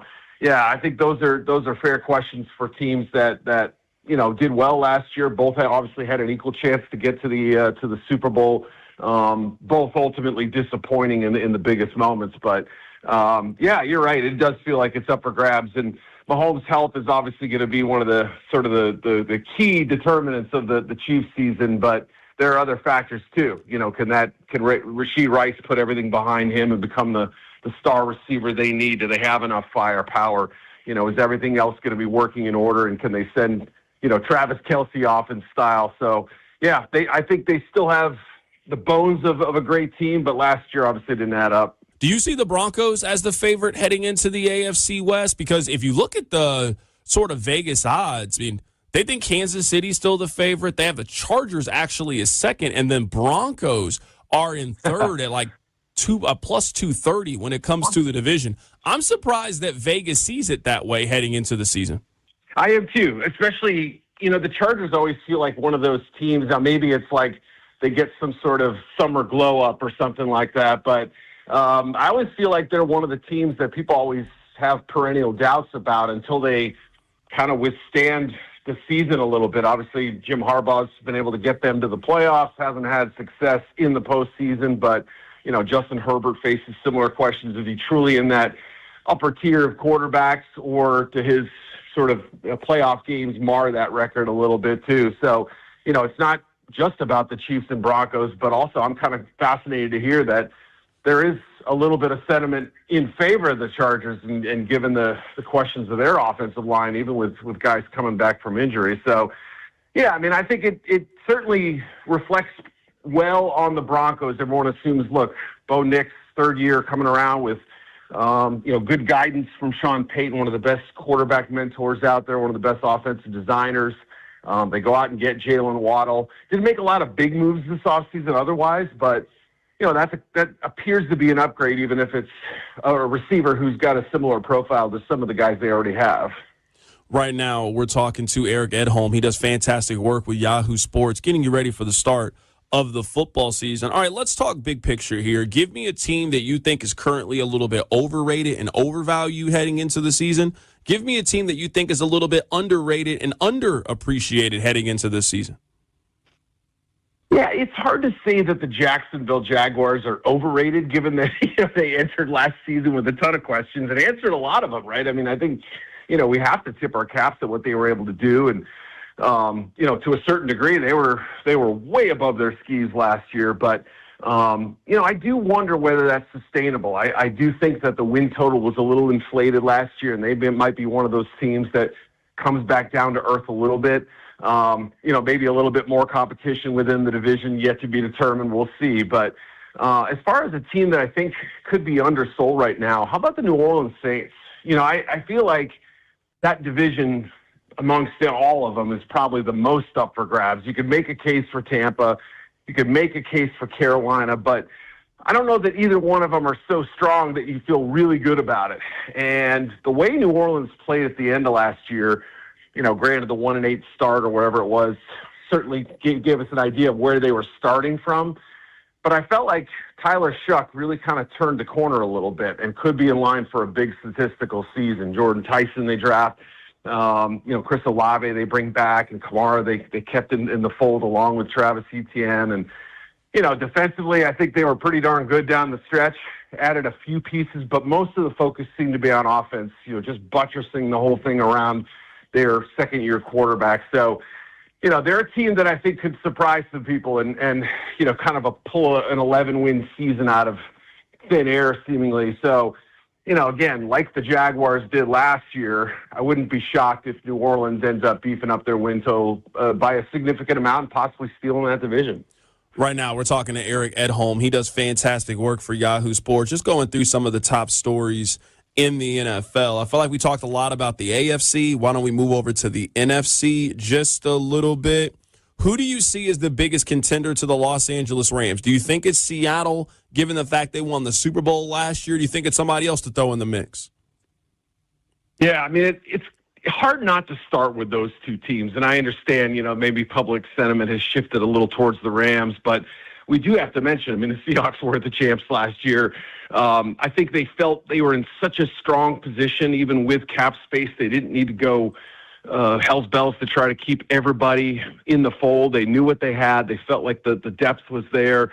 They had Jadarian Price in round one. It feels like he's going to be an immediate contributor to their offense too. And, if that defense is anywhere close to where it was last year, you cannot dismiss them whatsoever. I think Sam Darnold obviously answered a lot of questions about his career. But, again, hard not to overlook what the Rams have done. And maybe there's an added little cherry on top if Aaron Donald pops out of retirement. It's still yet to be determined, of course. But what a story that would be, and what a shock that would be, I think, if he were joining that defensive line with Myles Garrett and, what they added in the secondary, the two Chiefs defensive backs, so I think could make a big difference. And, the assumption is it's all going to come together and work great. And I think by the end of the season, they'll find their defensive formula, so to speak. But, you're still counting on Matthew Stafford being healthy for 17 games and beyond, and still counting on Puka Nacua being in a good headspace entering the season in an off season that, the storyline's been forgotten a little bit, but,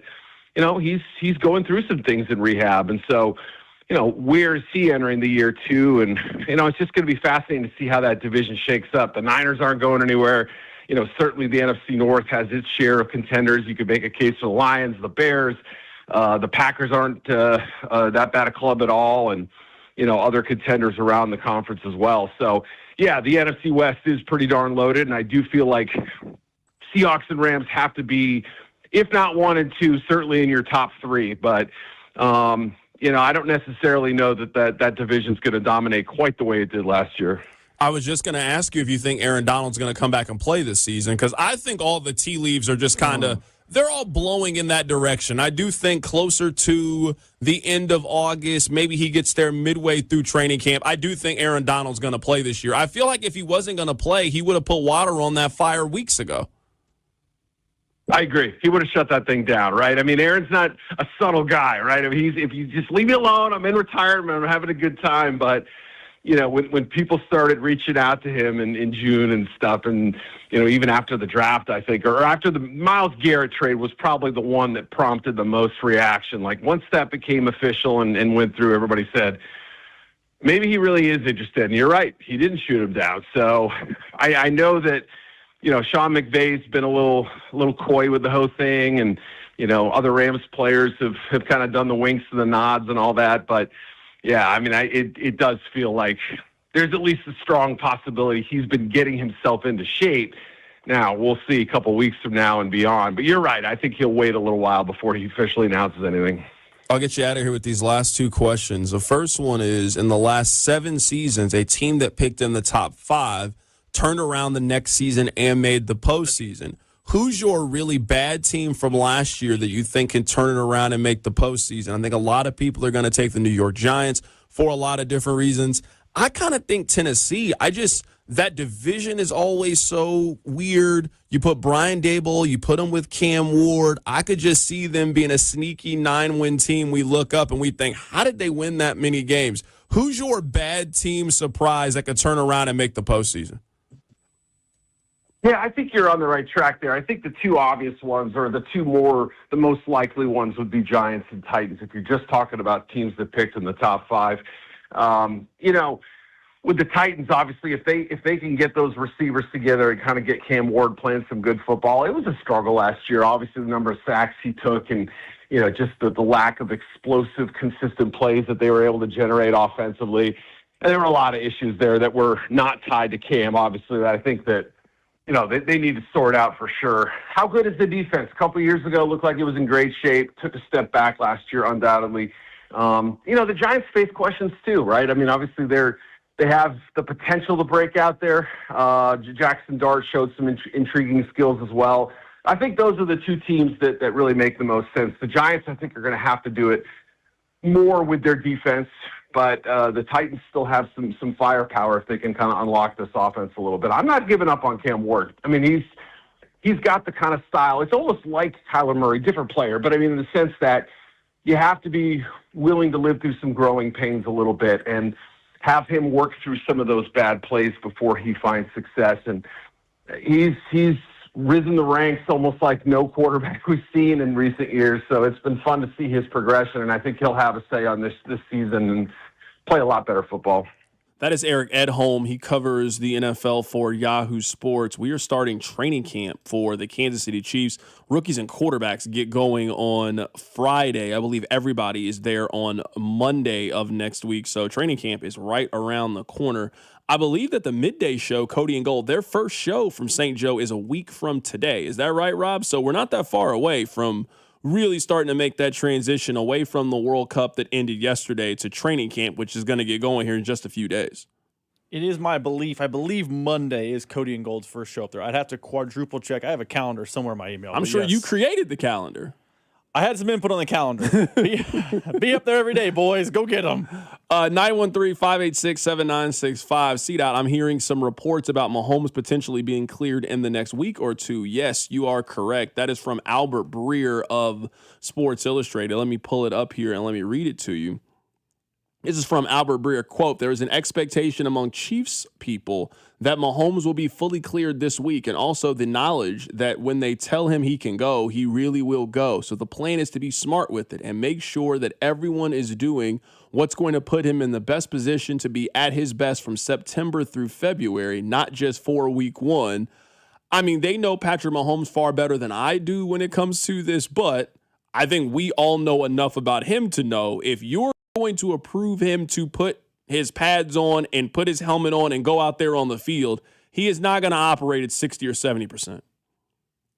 So whenever you make that decision, which if Albert Breer is hearing this is coming from inside the building. If the expectation is that Mahomes is going to practice on Friday, report on Friday, be there and be doing everything that he usually would do, I don't know if he's wired enough to turn it down. You're going to be giving him the 1 reps. He's going to be just as competitive, just as fiery as always. You're going to have him going through the drills.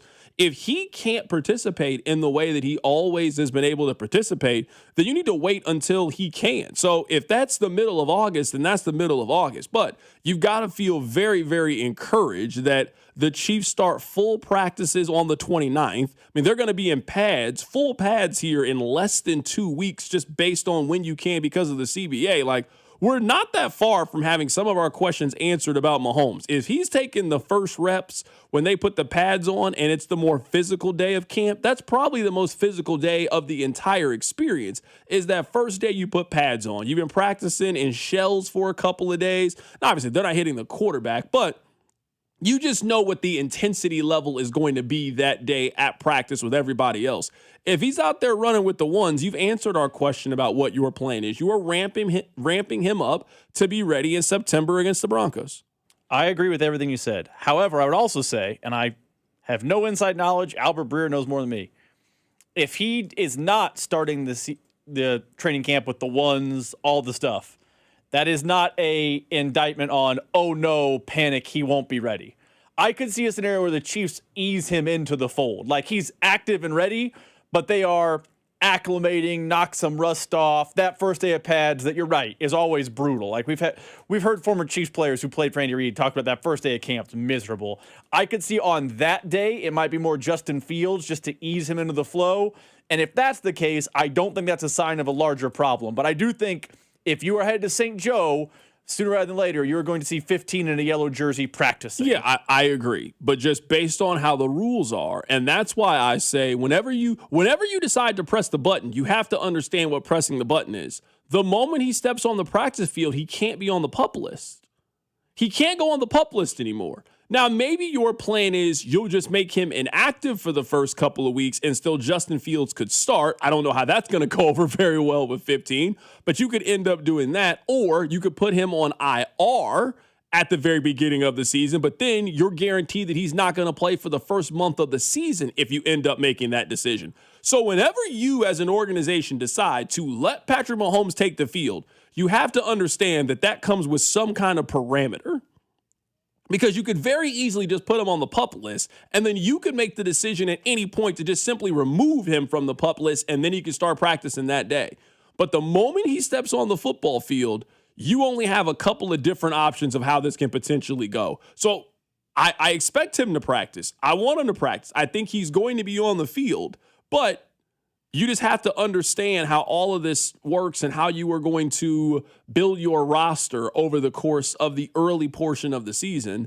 And still a question mark of not just is he going to play. I think most of us are on the same page on whether or not he's going to play. What is he going to look like? Is he going to be the same Patrick Mahomes that we remember? I think that's also important as well. Coming up at the top of the hour, we'll keep talking about football. We'll also keep recapping the World Cup. The World Cup is over. Argentina loses yesterday to Spain 1-0. Keep it right here. It's The Drive on 96.5 The Fan. The Drive with Carrington Harrison on your home for Chiefs football. 96.5 The Fan. Honey, did you invite the minions over? Well, you know how we talked about getting Wi-Fi from Xfinity? Yeah. I ordered it this morning, was online in minutes, then they showed up.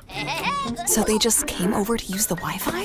They even brought their own devices and spell book. You didn't give them the new Wi-Fi password, right? No. That's good. I gave them our old one. Because Xfinity lets us keep the same network name and password so devices connect instantly. What do they want Wi-Fi for anyways?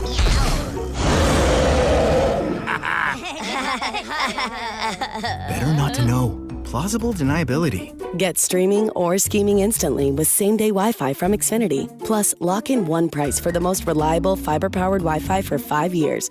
Guaranteed. And see Minions and Monsters only in theaters. Xfinity. Imagine that. Restrictions apply. Not available in all areas. Use of fiber coaxial cable. Learn more at xfinity.com/same-day Wi-Fi.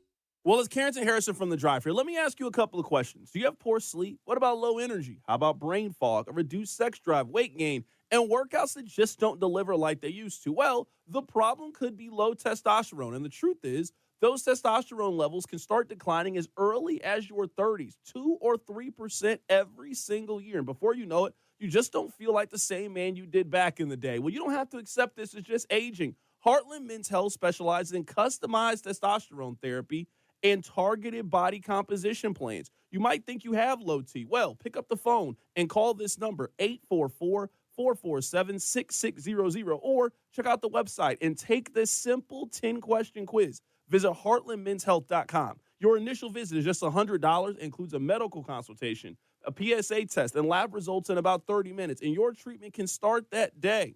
3 locations, Overland Park, Independence, North Kansas City. There's no need to wait. Go stop by and see my friends over at Heartland Men's Health. Featured therapies are compounded and have not been evaluated nor approved by the FDA. Provider prescription required. See website for details.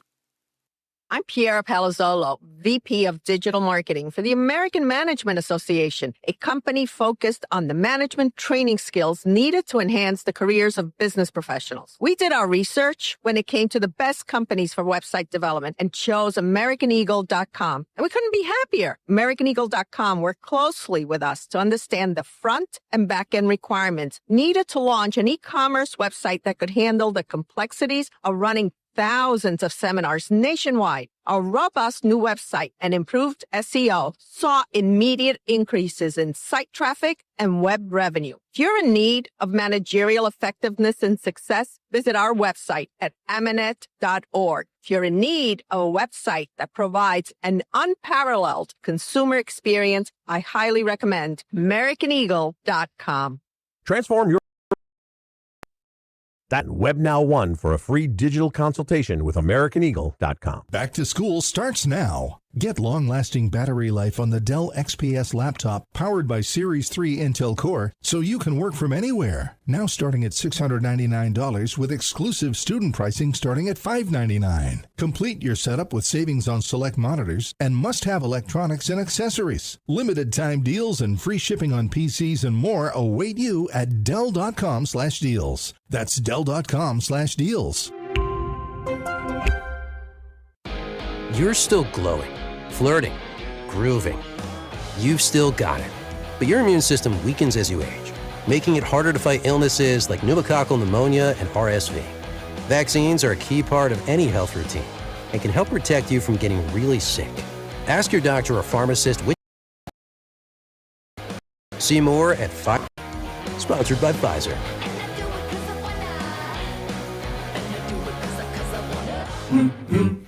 At Farmers, our honesty is contagious. Wait, am I going to catch honesty? Well, when you're with Farmers, it's kind of inevitable. Well, how long does it take to... I lied to you when you asked if I knew what a deductible was. I don't know my dad's birthday, and I thought umbrella policies were for rainstorms. Actual rainstorms. I have it, don't I? You don't just have honesty. You have Farmers. Bum, ba, bum, bum, bum, bum. Learn more at farmers.com. Underwritten by Farmers Truck or Fire Insurance Exchanges or affiliate. Products not available in every state. Baseball season is in full swing, and that means the summer heat is coming. The guys at Climate Control have been serving KC homeowners for over 35 years, and they know how to get your cooling system ready to handle our scorching hot summer weather. Stay cool and comfortable this summer. Call Climate Control today at 816-265-2830. 816-265-2830 for all your cooling, heating, and plumbing needs. Don't wait. Visit ClimateControlKC.com today. Climate Control Heating, Cooling, and Plumbing. Royals coverage sponsored by Renner Garage Door. Forward and back, RENNER. Almost Andy Reid here. Summer heat can put your garage door to the test. Stay ahead of the game with a Renner Garage Door summer tune-up. Plus, get free repair or replacement quotes and $100 off a new garage door. Forward and back. RENNER. Here's your traffic report on 96.5 The Fan. Brought to you by SWL Injury Law, the Car Crash Kings. It's what they do. Visit SWLinjurylaw.com. Blue Springs, the crash is up, but it is very heavy in the area. 70 eastbound as you approach 7 Highway. We've got a crash coming out of downtown. Okay, off to the left shoulder, but onlooker delay. 70 eastbound at 18th. I'm Val with traffic on 96.5 The Fan. Follow this station on Instagram at TheFan965 for giveaways and behind-the-scenes content. Rob, it's kind of crazy, and this is probably a theme. Like, I don't want to make this seem like this is a uniquely Kansas City thing, but every local football team heading into the season, I think, has to answer a pretty significant question. And we'll talk more about the Chiefs coming up at the top of the hour. We'll talk about the Chiefs, we'll talk about the World Cup final. But the Chiefs, I think the Chiefs have to prove to people outside of Kansas City that they're still the Chiefs. Now, we were going back and forth with the text line. It was a good conversation. We'll bring some of it back in the 5 o'clock hour. But, I mean, there's a line in The Wire where they look outside and they say, man, Barksdale weak today. I think you have to kind of feel that way, too. Like, if you're going up against the Chiefs and they just absolutely kicked your head in for the last 5-6 seasons. if you look at Kansas City and how they got beat in the Super Bowl, how they won 6 games last year, their quarterback is coming off of an injury, and you're Marlowe and you're looking at the Barksdale team, man, Barksdale weak today. Like, I don't think that any of the other teams in the AFC are looking at Kansas City with the fear that maybe they had. We talked about Kansas City having a mental advantage over so many of these teams. I don't know if they have that kind of advantage over everybody else. I mean, Missouri, I think they have some questions that they have to answer. One of them got answered coming into at least media days. Here's the head coach of the Missouri Tigers, Eli Drinkwitz, with an update on Ahmad Hardy. Ahmad has been medically cleared from the bullet that struck him, and he is on the road to recovery. He did have the bullet did strike a bone in his body, and that has been fully healed and cleared. And today was his first day back towards a full recovery. We anticipate that he will make a recovery. What that recovery will look like after having a bullet, strike you is still to be determined. Missouri has, I would say, one of these games, it feels like every season. I understand they're playing at Kansas. I understand that it's a rivalry game. Missouri is a better team than Kansas. That is a game that I expect them to win. They're going on the road in the SEC to kick off against Mississippi State. That's a game that I expect Missouri to win. They're a better team, a better program than Mississippi State. Then they got those 2 games at home against Florida, who just got a new head coach, still always very talented. And then you got that home game against Texas A&M. That should be a game you should have circled. It's a team that made the college football playoff last year. They got a good head coach. They should be a borderline preseason ranked top 25, good program. My hope, my expectation is that Missouri is 5-0 heading into that game, and they got what should be a pretty difficult part of their schedule. Home against Texas A&M, on the road against Ole Miss. Those are 2 legitimate, tough, gotta have them SEC kind of games. So I think Missouri has to prove they don't really have a lot of those kinds of wins under Eli Drinkwitz. They don't have a home against Texas A&M team that made the playoff last year. If they went on the road and beat Ole Miss, if Ole Miss is the kind of team that I think they can be this year, that's the best win that Eli Drinkwitz has had as the head coach of Missouri. Rob, we've been talking about Kansas. You think that Kansas has a lot to prove heading into this season. Now, I know they're having a little bit of a turnover at the quarterback position, but Rob, you're holding KU to the expectation of they need to make a bowl game. 100%. And honestly, I don't really care who the quarterback ends up being. Like we talked about it on State of the Union Day on Friday. Whether it's Cole Ballard, who's, lower ceiling, maybe higher floor, or Isaiah Marshall, I don't care. You can't go 5-7 3 straight years and just keep telling the fan base, man, we're close. Look how close we are. 5-7 is speaking for itself. And last year you felt it, even with the new stadium. It was October, November, and the fan base had kind of turned off. Oh, cool, Darren Peterson's practicing. Once Darren Peterson played that game against Louisville, the fan base turned off. You got to earn it back if you're Lance Leipold. I'm not trying to run him out of town, but the big question is, can you get back to a bowl game? He's done it twice. He's failed to do it 3 times. Yeah, so I think that's the question with them and with Kansas State. I mean, to me, I think Kansas State and their success this season, to me, seems completely tied into what do you think Colin Klein can do with Avery Johnson? I don't think there's any question on whether or not the talent is there with Avery Johnson. I think it's absolutely there. But I also think it's fair to say that he's been a little bit disappointing, certainly based on the hoopla that he had coming into it. I mean, he's never thrown for 3,000 yards as the quarterback for Kansas State. He's completing 58% of his passes. He's been a decent college quarterback, but again, based on what we were talking about him, and he had a decision between going to K-State and Oregon. If he had gone to Oregon, he wouldn't have come close to seeing the field at the University of Oregon. We're talking about him like being one of those kind of guys. This is kind of it for you. This is it for you, in my opinion. They brought in this offensive coach, Colin Klein. This was your he needs to get the most out of Avery Johnson. That I'm not saying they're going to force him out at the end of the year because he's still a good college quarterback, and if he can come back next year because of the NCAA rules. But I actually think a lot of K-State fans will be over it if he doesn't have a good season. You've had 4 years to be the starting quarterback for the team. You shared time your freshman year. You have been the starting quarterback your sophomore year and your junior year. If you have a very comparable season to the one that you had, I would certainly understand if K-State wants to take all the money they've poured into NIL into Avery Johnson and pour that into a new quarterback and start fresh next season if this season doesn't go the way that it's supposed to go. Let me ask you this, and I know I'm asking you to speak for K-State fans, which is not easy. Do you think the fan base has maybe too high of expectations for Avery Johnson because Colin Klein has returned? I think they've just had that from the very, very beginning for the kind of prospect that he was coming into it. Because I don't think they've adjusted for the output yet. And I think Colin Klein coming back makes them think like we're finally going to get this 5-star player, where to date, Avery Johnson has not been a 5-star player. But there is hope Colin Klein can unlock him. I'm just worried K-State fans think, oh, Chris Klieman was in the way, and now Colin Klein's back. It's Avery Johnson stardom time. Yeah, I'm with you. But, I mean, I guess I would say, though, that's what all fan bases do. That's not any different than what Chiefs fans are doing with Eric Bieniemy and him coming back, and now with the discipline, he's going to turn things around. You've got a quarterback that you like, a quarterback with a good foundation, one that when he was coming out of high school, he was a top 10 ranked quarterback on Rivals on 24/7. You now have, I think you and I would agree, certainly one of the best offensive coordinator prospects in college football in Colin Klein. If Avery Johnson is going to hit his potential, he hits it this season under this head coach, especially with their schedule. Like, if you want to look at a schedule for a team, I mean, I don't know if you could ask the football guys to give you a better Big 12 schedule than the one that K-State has. I don't know if you could ask them that. I mean, their non-con is a waste of everybody's time. Nichols, Washington State, and Tulane.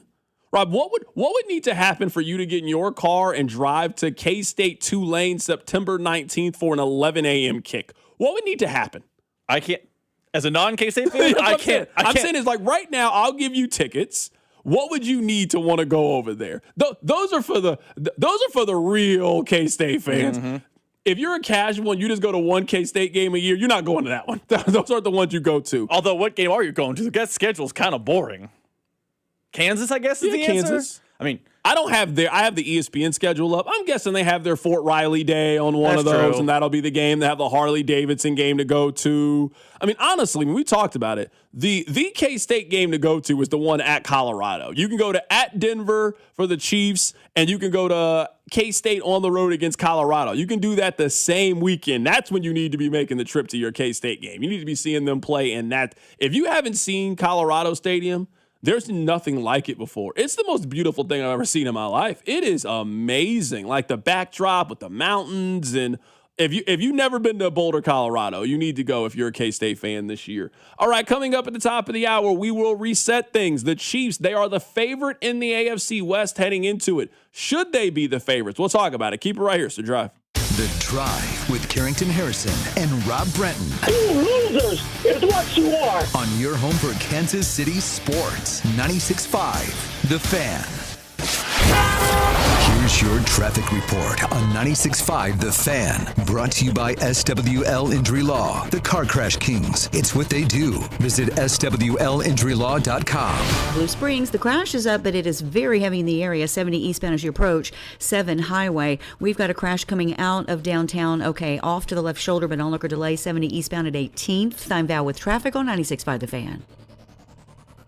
Even on weekends and holidays, Anthony Plumbing, Heating, Cooling, and Electric shows up. Expect reliable HVAC plumbing or electric service. Plus, enjoy $500 off a new HVAC system this summer. Schedule your free consultation at anthonyphce.com. Conservative, family man, author of The Bald Plan to Reduce Property Taxes. Listen to Scott Schwab. Property taxes are killing Kansans, but one day it hit me. Bald. BALD stands for Better Affordable Living by Decreasing Property Taxes. And it's the only detailed plan. Schwab's BALD plan means voter approval for property tax hikes, refunds for unfair assessments, and tax relief for seniors and working families. Listen to Scott Schwab. I focus on reducing taxes for Kansans. You should keep more. My BALD plan makes sure of it. When I'm governor, we'll get it done. Finally, a governor with a good head on his shoulders. Author of the Bald Plan to Decrease Property Taxes, conservative Republican Scott Schwab for governor. Visit scottschwab.com/bald to learn more. Paid for by Schwab for Governor, Jim Felter, Treasurer. When you've got real work to do, Metal Supermarkets will help you get it done, fast. We've got a huge variety of metals in stock, and we cut to size, fast. Bottom line, we get it done fast, so you get it done fast. Doesn't get easier than that. Metal Supermarkets, the convenience stores for metal. Find a store or buy online at metalsupermarkets.com. There's a pill version of Ozempic. Hello, I'm Ozempic. And I'm other GLP-1s kind of like him. Hey, did I hear there's a pill version of Ozempic? Yep, you sure did. Ask your doctor about which FDA-approved uses of the Ozempic pen or pill may be right for you. Call 1-833-OZEMPIC or visit Ozempic.com to view the medication guide and learn more about Ozempic semaglutide tablets 9 milligrams and Ozempic semaglutide injection 2 milligrams. There's a pill version of Ozempic. New Game Plus with Oxy makes your laundry smell incredible and fights stubborn smells, like the ones your dog Biscuit brought into your freshly made bed last night.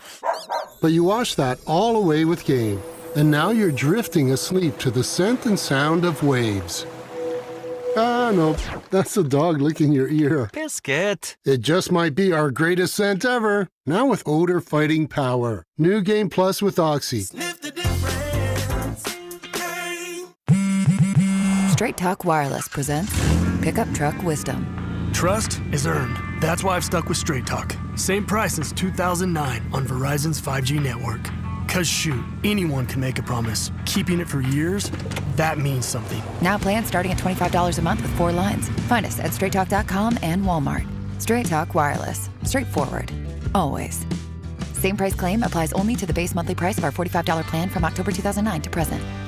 This July is America's 250th birthday, so declare your independence from low testosterone at Low T Center. Start with a free T-test, stay on treatment for 90 days, and receive $250 back. It's the Low T Center 250 for 250 offer. FixMyLowT.com and book your free T-test. That's FixMyLowT.com. This summer, the Honey Pepper Pimento Chicken Sandwich and Pineapple Dragon Fruit and Sprite are back at Chick-fil-A. Let me tell you about the Pineapple Dragon Fruit and Sprite. It's bright, it's bubbly, it's back. The Honey Pepper Pimento Chicken Sandwich, it's so rich, and you can choose between the original or the spicy filet. Ooh, boy. And then you got those pickled jalapenos tucked right under the filet, and then just to top it all off, you've got a little honey drizzle right on top. Okay, now I'm a pimento fan. And I'm feeling the dragon fruit. Which fan favorite will you choose? Real customers paid for their testimonials. This is the story of the one who keeps multiple buildings running smoothly day after day. Plumbing that flows, HVAC that hums, cleaning supplies that keep surfaces sparkling. That's why she counts on Grainger. With easy reordering online and 24/7 support, Grainger helps her keep the products she needs on hand. So shelves stay stocked and buildings stay ready. Call 1-800-GRAINGER, click Grainger.com, or just stop by. Grainger, for the ones who get it done. Jason Aldean. Songs About Us Tour 2026. Powered by Patriot Mobile. This Saturday night, Morton Amphitheater. With Chase Matthew. And Mackenzie Carpenter. Jason Aldean. On sale now at livenation.com. Jason Aldean, live. Tonight, expect a mostly clear night with a low of 80. Weather brought to you by Capital One. Capital One offers no fees or minimums on checking accounts. What's in your wallet? Terms apply. See CapitalOne.com/bank guide. Capital One NA, member FDIC. Rob Sight Ford, KC's Ford volume leader and top rated on Google. 135th and State Line. Rob Sight Ford, your 2025 Ford volume leader. Top rated on Google with 4.8 stars and 3,000 plus reviews. The best selection, best prices, and Kansas City's best customer service. Visit Rob Sight Ford at 135th and State Line. Buy right, save big, and drive home a winner. Only at Rob Sight Ford. This is your home for Kansas City sports. 96.5 The Fan, KFNC FM and AM, HD1 and HD2 Kansas City, in Odyssey Sports Station. All right, I'm excited to talk a little bit of football today. Let's do that. We'll get to the World Cup final, but I'm just now waking up from it. That was an absolute snooze fest. So this is where we are. I was moseying around on one of the gambling apps, and I stumbled across the price to win the division. They have it. Chiefs is the favorite, plus 180. The Chargers second at plus 185. The Broncos at plus 200. Now, I am sitting here and I'm wondering to myself, what am I missing with the Denver Broncos? And I know you guys will call me Bronco Dot, and I'm sure at some point in October or November, I'll look back and you guys will laugh at me for this prediction. But I just want to know what I'm not seeing from the Broncos. Now, I've got questions about Bo Nix's health, but I got questions about Patrick Mahomes and his health going into the season. Now, I am interested to see if the Broncos can run the football effectively. They could not run the football effectively last year. I thought that was one of the problems with their offense. But you got Courtland Sutton, Jalen Waddle, and Troy Franklin. That's your 1, 2, and 3 at wide receiver. I think Evan Ingram's a pretty capable tight end. They got a decent offensive line, and they got one of the better defenses in the National Football League. I don't know how the Broncos aren't the favorite in the division. Not only are they behind the Chiefs, but you could sell me based off Mahomes, Reed, pedigree, track record, all of those things. How are they behind the Los Angeles Chargers? So, Rob, let's at least kick off this conversation because I'm curious to get your thought. What am I missing with the Denver Broncos? What am I not seeing with the Denver Broncos? And should the Chiefs be the favorite? Because one thing that I do feel very strongly about is the Chiefs have to prove it to us as well. The Chiefs have not looked like a championship level team since January of 2025. Heading into the Super Bowl, confidence for the Kansas City Chiefs was absolutely sky high. And I understand it. They were going to their third straight Super Bowl. They were looking to win their third straight Super Bowl. They were the favorites in that. The feeling was that the Chiefs were going to do something that no team in the history of the NFL had ever done. Ever since they got pummeled by the Philadelphia Eagles, they have looked, they have moved like a completely different kind of team. Now, I'm not saying that the old Chiefs are not still in there. I'm not saying that the Chiefs can't be good this year or make the playoffs or any of those things. But the tone that I got when we were having this conversation earlier was a very simple one. If we're asking all of these other teams to prove it, if you're asking Buffalo to prove it, if you're asking Baltimore to prove it, if you're asking Chicago to see if they can do it again, if you're asking Denver, can they go win the division again? If you're asking the Chargers, can they get over the hump? We have so many questions heading into the season. I think they're all fair and legitimate questions. I don't know why we're not asking the Chiefs to do something similar, and they also have to prove it. They have to prove that they're still a championship level team. They have to prove that they can bounce back and be the cream of the crop in the division and in the conference. I just have more questions about Kansas City going into this thing. That if we're playing the on paper game, which is the only game that we can play on paper on July 20th, I see a team with a good quarterback. I see a team with the best weapons in the division. I see a team with a very capable tight end and a good offensive line and the best division or the best defense in the division. Rob, can you help me understand what I'm not seeing right now with the Denver Broncos and why they currently sit behind the Chiefs and the Chargers in the division in terms of public perception? So I don't want to come off like a Broncos apologist because I'm not. Nor do I want to come off like the ultra Chiefs fan who's hating on the Broncos, because I'm also not that either. I think, at least in Kansas City, what people are saying about the Broncos that maybe outside of Kansas City being said is, well, it's just the last place schedule. Combine that with the fact that I think there's a lack of belief in Bo Nix and the way the Broncos were winning games last year. Because Chiefs fans are now 24 months removed from the same fluky wins all going their way, and then regression hit them hard. And Chiefs fans look at the Broncos schedule from last year. They don't like the quarterback. They look at that schedule and they go, oh, you got the same 2024 fluky wins the Chiefs got. All the one-score game went your way. Regression's about to pound you. And I think that's why Chiefs fans and maybe Vegas feel like a Denver regression is coming fast. In text line 913-586-7965, CDOT, it's very simple and plain. It's quarterback play. That's fair. I guess with Bo Nix, I don't really have the quarterback questions that everybody else has. Now, if we're having the conversation, is Bo Nix one of the top 5 quarterbacks in the league? Is he one of those franchise guys? All right, that's a different level of conversation. But so far, I think Bo Nix has been pretty consistent. Bo Nix hasn't missed a game as a starter. Oddly enough, he then misses the AFC Championship game with the ankle injury, but he has played in 34 regular season games in his 2 years as a starter. He's completed 64% of his passes. He's completed somewhere between 3,700 and 3,900 yards. He had 29 touchdown passes and 25 touchdown passes. I just think we kind of know what Bo Nix is. Now, is there more to him as a passer? I don't know. Let's see. They went to go get Jalen Waddle because they think there's more with Bo Nix. But going into it, man, I feel like I kind of know what Bo Nix is going to do. He's going to complete 64% of his passes. He'll throw for like 3,800 yards. He'll throw for 27 touchdown passes and probably have like 10 interceptions this year with a 90 quarterback rating. I think they got pretty solid quarterback play. It's not great, but they certainly have a solid quarterback heading into the season. I think, and I am definitely part of this group, so with Bo Nix, I think because he is a high floor, low ceiling guy, people don't think much of him. I also think there's a thought that he can't go win you a game. He's a game manager. Because what you just described is game management. When the game is on the line, there is not a thought of, Bo has the ball. Like, other teams fear Patrick Mahomes. Other teams fear Josh Allen. When the game is late, the ball's in their hand, there's a heart flutter, a heart palpitation. I don't think Bo Nix gives that to people, so they just discredit him as a quarterback. Yeah, and I think this part is just where I'm just on the opposite side of the text line for this conversation. Someone just texted in, C-Dot, look, the Broncos are not proven at all. The Chiefs are. Come on now.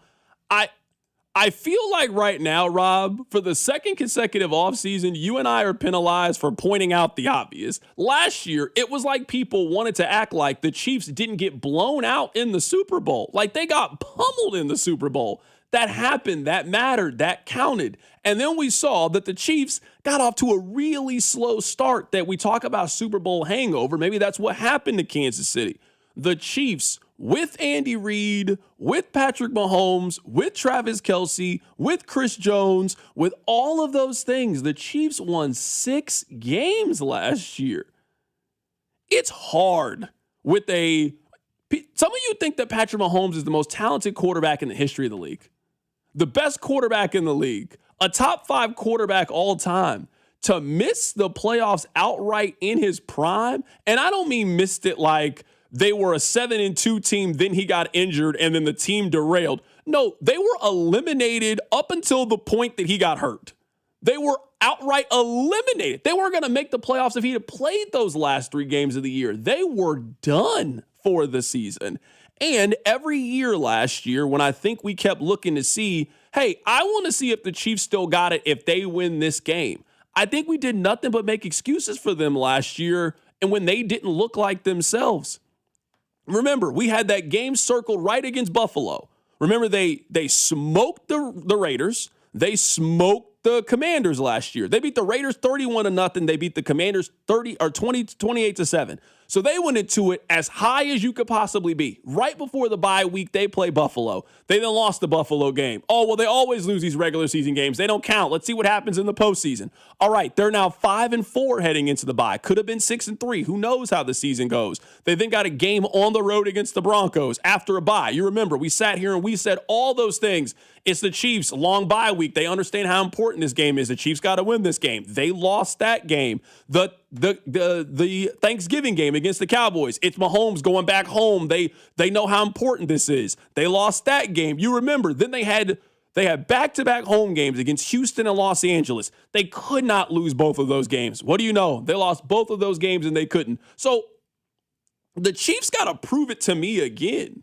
It's not like we just went from Super Bowl to, no, you were a 6-win football team last year. You got to prove that you're an 11, 12-win football team. And you got to do that on the field. The Chiefs got to get their swagger back. They just didn't have a whole lot of it last season. Maybe they get it back because they have Kenneth Walker. Maybe they get it back because Mahomes is going to play week 1. They're going to have Rashee Rice for week 1, Xavier Worthy, all of those things. But I got to see a Chiefs team that strikes fear in the opposition. I got to see a Chiefs team flex that muscle and show me that they're the best team. Good thing is they get a chance week 1. They play the Broncos at home week 1. If the Chiefs win that game, the sentiment is going to be that the Chiefs are back. They did what they were supposed to do. They took care of home field and they beat the Broncos. If the Broncos come in week 1 and they can beat Kansas City, like they've been very competitive over the last 3 years against Kansas City. If the Broncos come in week 1 and they beat Kansas City, the sentiment is going to be that the Broncos are the favorite to win the division. That's why that game is so important to kick off the year. Do you think, and we don't need to get in the weeds too much, I think if I don't know who the Chargers play in week 1, if the Chargers win in week 1 against whomever, I don't know their schedule, and the Broncos come into Arrowhead week 1 and win against the Chiefs, do you think on that Tuesday your NFL futures will show the Chiefs as the third betting favorite to win the AFC West? Like it will have that amount That's of kind of impact? hard to see what happens. That's explain to me why Vegas likes the Chargers more than they like the Broncos. The Chiefs are one thing. At least we got like an 8-year track record. I do not understand why the Chargers have a better chance of winning the division than the Broncos. I just don't see it. I don't understand. I think the answer is Mike McDaniels. I'm not saying Vegas is right or wrong. I think they believe with that offensive mind and a quarterback with all the physical traits, they can finally get the most out of him. That's my guess on Vegas' like of Justin Herbert and the Chargers. Text line 913-586-7965. Come on, see it out. The Chiefs played more games in 3 seasons than every other team. They also played a high percentage of big games in the regular season. I hear you. I'm pointing out. I never saw Tom Brady and the New England Patriots win 6 games in the middle of Tom Brady's prime or get close to winning that level of games. Can I say real quick? I'm probably just interrupting. Really quick, though. I'll make this point. If the Chiefs were San Francisco last year, a team that you and I didn't think were going to win I didn't think they were going to win the Super Bowl, but San Francisco had a bunch of injuries. They had Mac Jones starting. They had this thing. San Francisco was banged up last year. They somehow figured out a way to cobble together enough wins to make the postseason. Nothing fell right last year with Kansas City. Everything fell off last year with Kansas City. So that's why I'm just going into it with the measure of you got to prove it to you. I'm not saying that the Broncos are going to win the Super Bowl. I don't think they're winning the Super Bowl, but I at least think if we are playing this game on paper, I think the Broncos deserve a little bit more credit than they've gotten. This was the point I was going to make, and I do apologize for interrupting. To the texter's point about they played more games in 3 seasons than their other team, higher percentage of big games, blah, blah, blah. Can I tell you how lame I think the tired excuse is? I think that is really lame talk from Chiefs fans who are now trying to convince them the reason last year happened is because they were too good. I never saw the Patriots in the midst of going to the AFC title game every single season talking about like, man, we really need to be bad this year because we're tuckered out. Do you remember John Elway's Broncos talking about how they're just so, gosh darn sleepy after going to the Super Bowl back-to-back seasons? Like this tired talk and they had to play more games and all that stuff is very lame excuse making to me. So and it has been a narrative that's come out of Arrowhead a little bit. I don't mind it for this reason. I will say this, and this is part of why I'm just like, you got to prove it back on the football field. Like, all right, you got knocked down. I mean, everybody loses. There's nothing wrong with you can bounce back. Now it's the bounce back. I don't really think if Patrick Mahomes is healthy, and I think you and I agree that at least right now, the feeling is that he is going to be healthy and that he is going to play. I'm not cutting the Chiefs a whole lot of slack in the very beginning of the season. If Mahomes is going to play, they got their running game in place. They brought back the offensive coordinator that everybody loves. Their offensive line is going to be healthy. You got no Rashee Rice suspension hanging over your head. You got the wide receiver coach everybody tells me that they love. I'm not making a whole lot of excuses from Kansas City from the very beginning. Now, do you need to look playoff ready in week 1 of the NFL season? Absolutely not. But you got a home game against the Broncos. We don't got to talk about how important that game is for the division. And if the Broncos come in week 1 and steal one from Kansas City, how you put yourself in a deficit for the rest of the season that now you got to make up and you got to try to beat them now in their building and even the score there. You got Indianapolis at home. Everybody listening, we agree. The Chiefs are a better team than the Colts. There is absolutely no reason to lose a home Sunday night football game to Daniel Jones at the crib. You got Miami. I think Miami's going to have a top 5 pick in the NFL draft. You got the Raiders. I think the Raiders are going to have a top 5 pick in the NFL draft. And then after the bye week, is when things really start getting going. They got the Chargers, the Seahawks, and on the road against the Broncos. So, I mean, we're going to have a really good feeling and impression of where Kansas City is that first 8 weeks of the season. They got 4 games, they got a bye week, and then immediately after that bye week, they play 3 teams that made the playoffs last year, 2 of those teams that were legitimate title contenders. The Chargers are going to be a 9 to 11 win team. We'll see what happens with their injuries, but they're a team that's typically played Kansas City tough. You go on the road to play the defending Super Bowl champions. On paper, that's a team that's better than you. And you go on the road and play the Broncos, a team that's a coin flip kind of team in your division.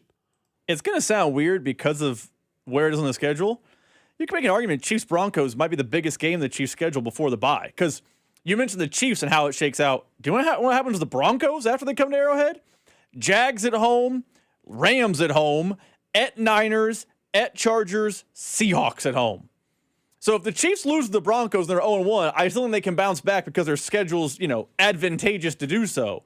If the Broncos lose to the Chiefs, I think you could see a free fall a little bit from the teams. Like, I think for the Broncos, they have that first game extra, circled because it could be a huge moment of their season because it can get scary fast for Denver because Rams, Niners, Chargers, Seahawks is a brutal 3-week stretch. I mean, I'm looking at it right now, Rob, and a lot of people are making the point, hey, the Chiefs, they were a little bit banged up. The season was too long. Okay, we all are the same point here. But I want to remember this conversation, and when we get to the season, hey, I don't want to hear that conversation ever again. The Chiefs had all of the final month of the regular season off. They had 3 preseason games to end the season. The entire December they were off. The entire January they were off. If there's a team that should be well rested out of the contending teams, it should be them. So if you're saying, hey, eventually it caught up with them, just like you were out all night and eventually you weren't getting enough rest, you got to make up that somewhere. Okay, I'm perfectly fine with that. Week 1 against the Broncos, I don't want to hear it. I don't want to hear it. Their quarterback is banged up. Your quarterback is banged up. You're the home team. You know how important week 1 is against the Denver Broncos. So the whole we need to start fresh, revenge, all of those things last year that we thought was going to happen. Hey, this team got embarrassed. Of course they're going to come out. Remember, big divisional game against the Los Angeles Chargers. Man, you got to come out with so much energy. You need to come out with energy from the very beginning of the season. And this is why, it's circling back to my point, why I kind of find the excuse making from the Chiefs a little lame, is last year it was, watch out, revenge tour, revenge tour, revenge tour, revenge tour. And then not 2 weeks into the season, what was the talking point from Arrowhead? Well, you got flying to Rio was a real nightmare. Sao Paulo had a lot of traffic. I don't know how you can expect to come back from Sao Paulo and play the Eagles in back-to-back weeks. That's brutal. I feel like you're right, but I'm worried that they'll just change the excuses and we'll change the caps from red to blue. I don't know what it could be this year. I don't know what it could be this year. They play on Monday Night Football. It's like they technically start their season later than every NFL team does this year. They then, in week 2, I guess on a short week, they play the Colts. I don't think you and I are very high on the Colts. Even somebody like me, Rob, that kind of uses last year they couldn't run the football. All they've done this season is to try to make sure that they can run the football. So if Mahomes is going to play, and based on the report from Albert Breer, I have no reason to think that Patrick Mahomes is not going to be on the field here in less than 2 months suiting up for the Kansas City Chiefs. All of the reasons for last year on why we think something went wrong last year, all of those things have been answered and addressed. Rashee Rice is going to be there from day one. Now, there's things that are going to happen. I mean, we couldn't predict that Xavier Worthy was going to have an injury in the first series of the season. You don't know that. But as of right now, most of the things that heading into the season you maybe felt a little bit questioned, I don't want to hear about first place schedule. You don't have one anymore. I don't want to hear about the schedule. You are not starting the season in Rio and then coming back. You're starting the season at home for the first 2 games of the year. Most of those excuses are out of the windows this year. The only one you can possibly use is Mahomes coming off an injury. That's the only one that they have going into the season. But based on how they've moved, he hasn't missed anything. He was there for all the minicamp stuff. He was OTAs. there for all OTAs. We think he's going to be cleared to practice this week and start going from day one at training camp. He hasn't missed anything. He's been all systems. My point was not to pick what the excuse will be.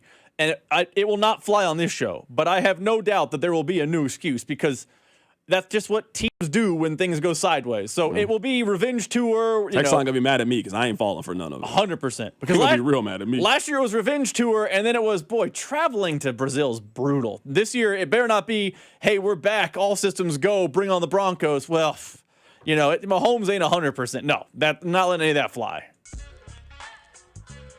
We got to read. We got to shout out Jungle Law, don't we? By the way, this Chiefs-Broncos argument was brought to you by Jungle Law. Call the lawman at Jungle Law, 816-816-9111. If you've been injured in a motor vehicle accident, it's time to call the lawman and watch the lawman get roasted for a good cause. Saturday, August 1st at the historic Uptown Theater. So, if you want to grab that, the Chiefs right now to win the AFC West are plus 180. The Chargers are plus 185. And the Broncos are plus 200. So, all fairly close to each other. It's basically a coin flip. But right now, Vegas certainly giving the Chiefs the love as they are the best team in the AFC West. We'll be back tomorrow. Take care of yourself. It's The Drive.